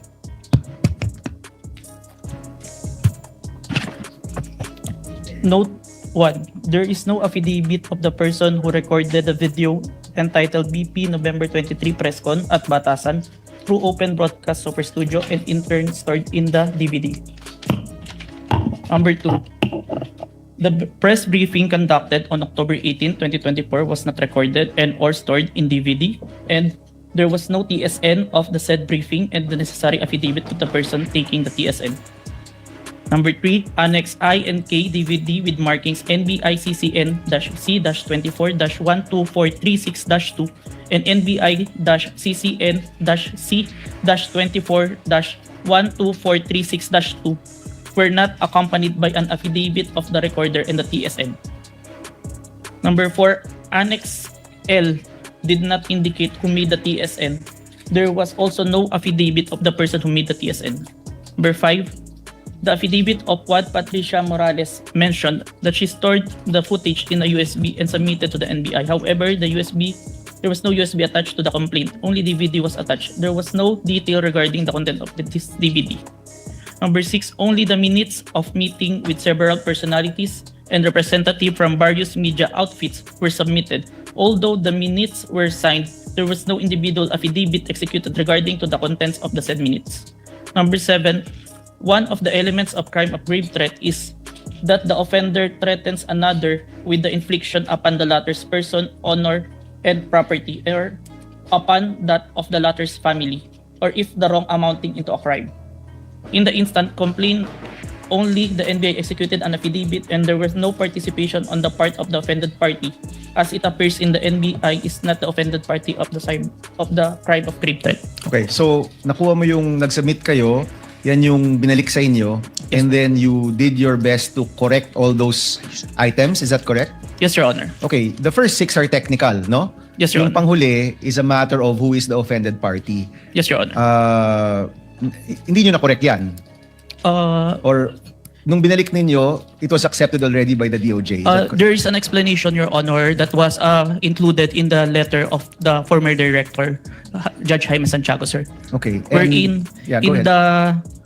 in the filing for preliminary investigation, it is not required for the victim to execute an complaint affidavit. Yan yung sir. sagot ng NBI? Yes, Your Honor. And once you submitted, it was accepted by the DOJ? Yes, Your Honor, and we received a certification, Your Honor, that our evidence is enough for preliminary investigation, sir. Okay, yun na yung second response to the second affidavit that you provided? Yes, Your Honor. Okay. May mga nabanggit dun sa mga statements tungkol sa hitman, no? Sa totoo lang, yung presensya ng hitman, mabigat yon. So, let me ask, are you the one who investigated just the video, or did you also investigate the presence of the hitman that was being mentioned in the videos of the Vice President? I was only tasked for the video, sir. Okay, may I direct this to the prosecution? Will you be presenting other witnesses that will pertain to this alleged hitman? As to the alleged hitman, Your Honor, please. Yes. Yes. So kayo, Mr. Calilong, hindi kayo nag-imbestiga niyan. Wala kayong alam tungkol dun sa presensya ng hitman. Yes, Your Honor. Okay. Mr. President, I will refrain from my questions and wait for the witness pertaining to the hitman. Maraming salamat. Noted and entered into records, Senator Judge Pangilinan, thereafter Senator Judge Ontiveros, and then Senator Judge Villanueva. Thank you. Thank you. You have 2 minutes. Thank you, Mr. Presiding Officer. The question is to the witness. Kanina tinanong sa iyo ng Defense Counsel or Counsel for the Respondents na kung ikaw ay abogado. Ang sagot mo hindi. Yes, sir. Ikaw ba degree holder? Yes, Your Honor. Ano ang degree? Bachelor of Science in Accountancy, Bachelor of Science in Accounting Technology, and I'm a certified public accountant, sir. So you're a certified public accountant. Yes, sir. Kahapon, tinanong ko sa iyo yung training. No? Kasi nabanggit mo, nagkaroon ka ng mga training. Ang nabanggit mo kahapon, 2 weeks ng training. Yes, Pero on what matter? Only on photo and video authentication, sir. Okay. Meron pa bang ibang training na ikaw ay you went through bilang expert or competent witness sa usapin ng digital technology, cybersecurity, online training? Meron ba? Yes, Your Honor. Anong mga ito? I mentioned that I have a training in Certified Computer Hacking Forensic Investigator. I have a training in Computer Forensic, Mobile Forensic, and Photo and Video Authentication training. I have also training in Cybercrime Investigation. We also undergone a 480 hours training on cybersecurity. And a training before we start the bureau, we have undergone the NBI Academy, which teach us all the aspects in investigation, sir. Okay, and siguro last question. Ang training na ito, puro local ba o meron ding training sa ibang bansa? I have an international, sir, recently. Ano yan? It's a training in Strasbourg. Okay. The name of the training is... Saang lugar na lang, Mr. Witness? Strasbourg, Germany? France? Strasbourg, France, sir. Oh. It's a 5 days training, sir. And meron pang ibang international seminars na inattendan mo? International, sir, but it is conducted locally, the Interpol, sir. Interpol? Yes, Your Honor. Okay. I have no further questions. Thank you, Senator Judge Salamat. Pangilinan. Senator Judge Ontiveros is recognized. You may proceed, ma'am, and you have 2 minutes. Salamat po, Mr. Presiding Officer. Para sa Counsel for the Defense, Mr. Presiding Officer, just for clarity, ano pong relevance nung video na ipinakita ni Attorney Zuleika Lopez? Sinasabi po ba ng depensa na yung mga alleged threats o alleged incitements ni VP Duterte ay prompted nung detention ni Attorney Lopez? Yes, Your Honor. There was a systematic oppression made by the House of Representatives dating back from their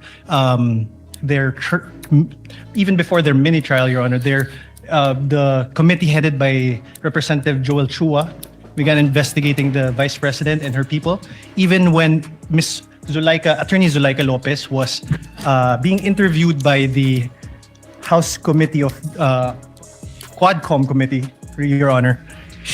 Even if she was answering the questions faithfully and to the best of her ability, she was cited in contempt, detained. Her lawyer was not allowed to be with her when they were trying to detain her in the women's correctional facility, Your Honor. So, Mr. Presiding Officer, Counsel for the Defense, position po ba ng depensa na pwedeng palampasin ng alleged grave threats kung may masasabing lehitimong dahilan para magbanta? Your Honor, that is not the point. No. Mr. Presiding Officer, I am making a point through my question and I am asking the good counsel for the defense dahil sinabi nila there was a systematic oppression that yes, yan po ang nag-prompt nung alleged grave threats and alleged incitements ng Vice President na prompt po ng detention ni Attorney Lopez na kanyang inilarawan sa ipinakitang video kanina. Kaya itinatanong ko kung yan ba ang posisyon ng depensa na pwedeng okay lang or pwedeng tanggapin ang grave threats kung may masasabing lehitimong dahilan para magbanta. Yes, Your Honor. Before Counsel Yes, Mr. Presiding responded answers, although he already answered in the affirmative. Your Honor, I was just referring to before. We'd like to remind the senator judges to be cautious in making counsels for either party make conclusions of law and fact. Instead of presenting evidence through a witness they will present, or through direct, cross, redirect, or recross. Because if he answers Senator Judge Ontiveros, that would effectively place on record a conclusion of fact and law, not drawn from a witness, which they can very well do so during their closing remarks.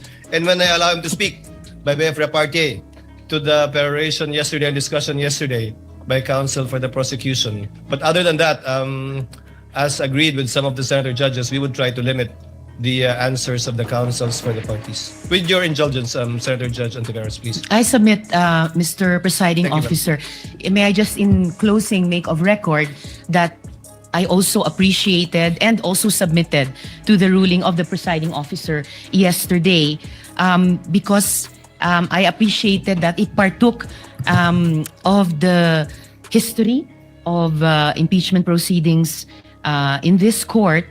Pinag-aralan ko rin po ng maigi ang mga nakaraang mga impeachment trials at di hamak na pati noon naging liberal ang pagpapahintulot nila sa mga katanungan ng mga senator judges para lang mas maliwanagan ang iba't ibang punto. So I again thank the good presiding officer and again reiterate my submission to his ruling and thank the good counsel for the defense for his response. We thank Senator Ontiveros for indulgence and understanding. Senator Villanueva. And thereafter, Senate President Gatchalian. You may proceed, sir. You have 2 minutes. Thank you, Mr. President, Mr. Presiding Officer. May I just point out something to the witness?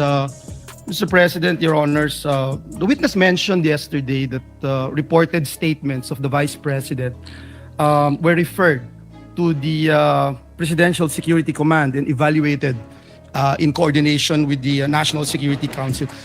Just to assist the court in evaluating the relevance and weight of the government security response in determining whether the respondent's conduct constitutes an impeachable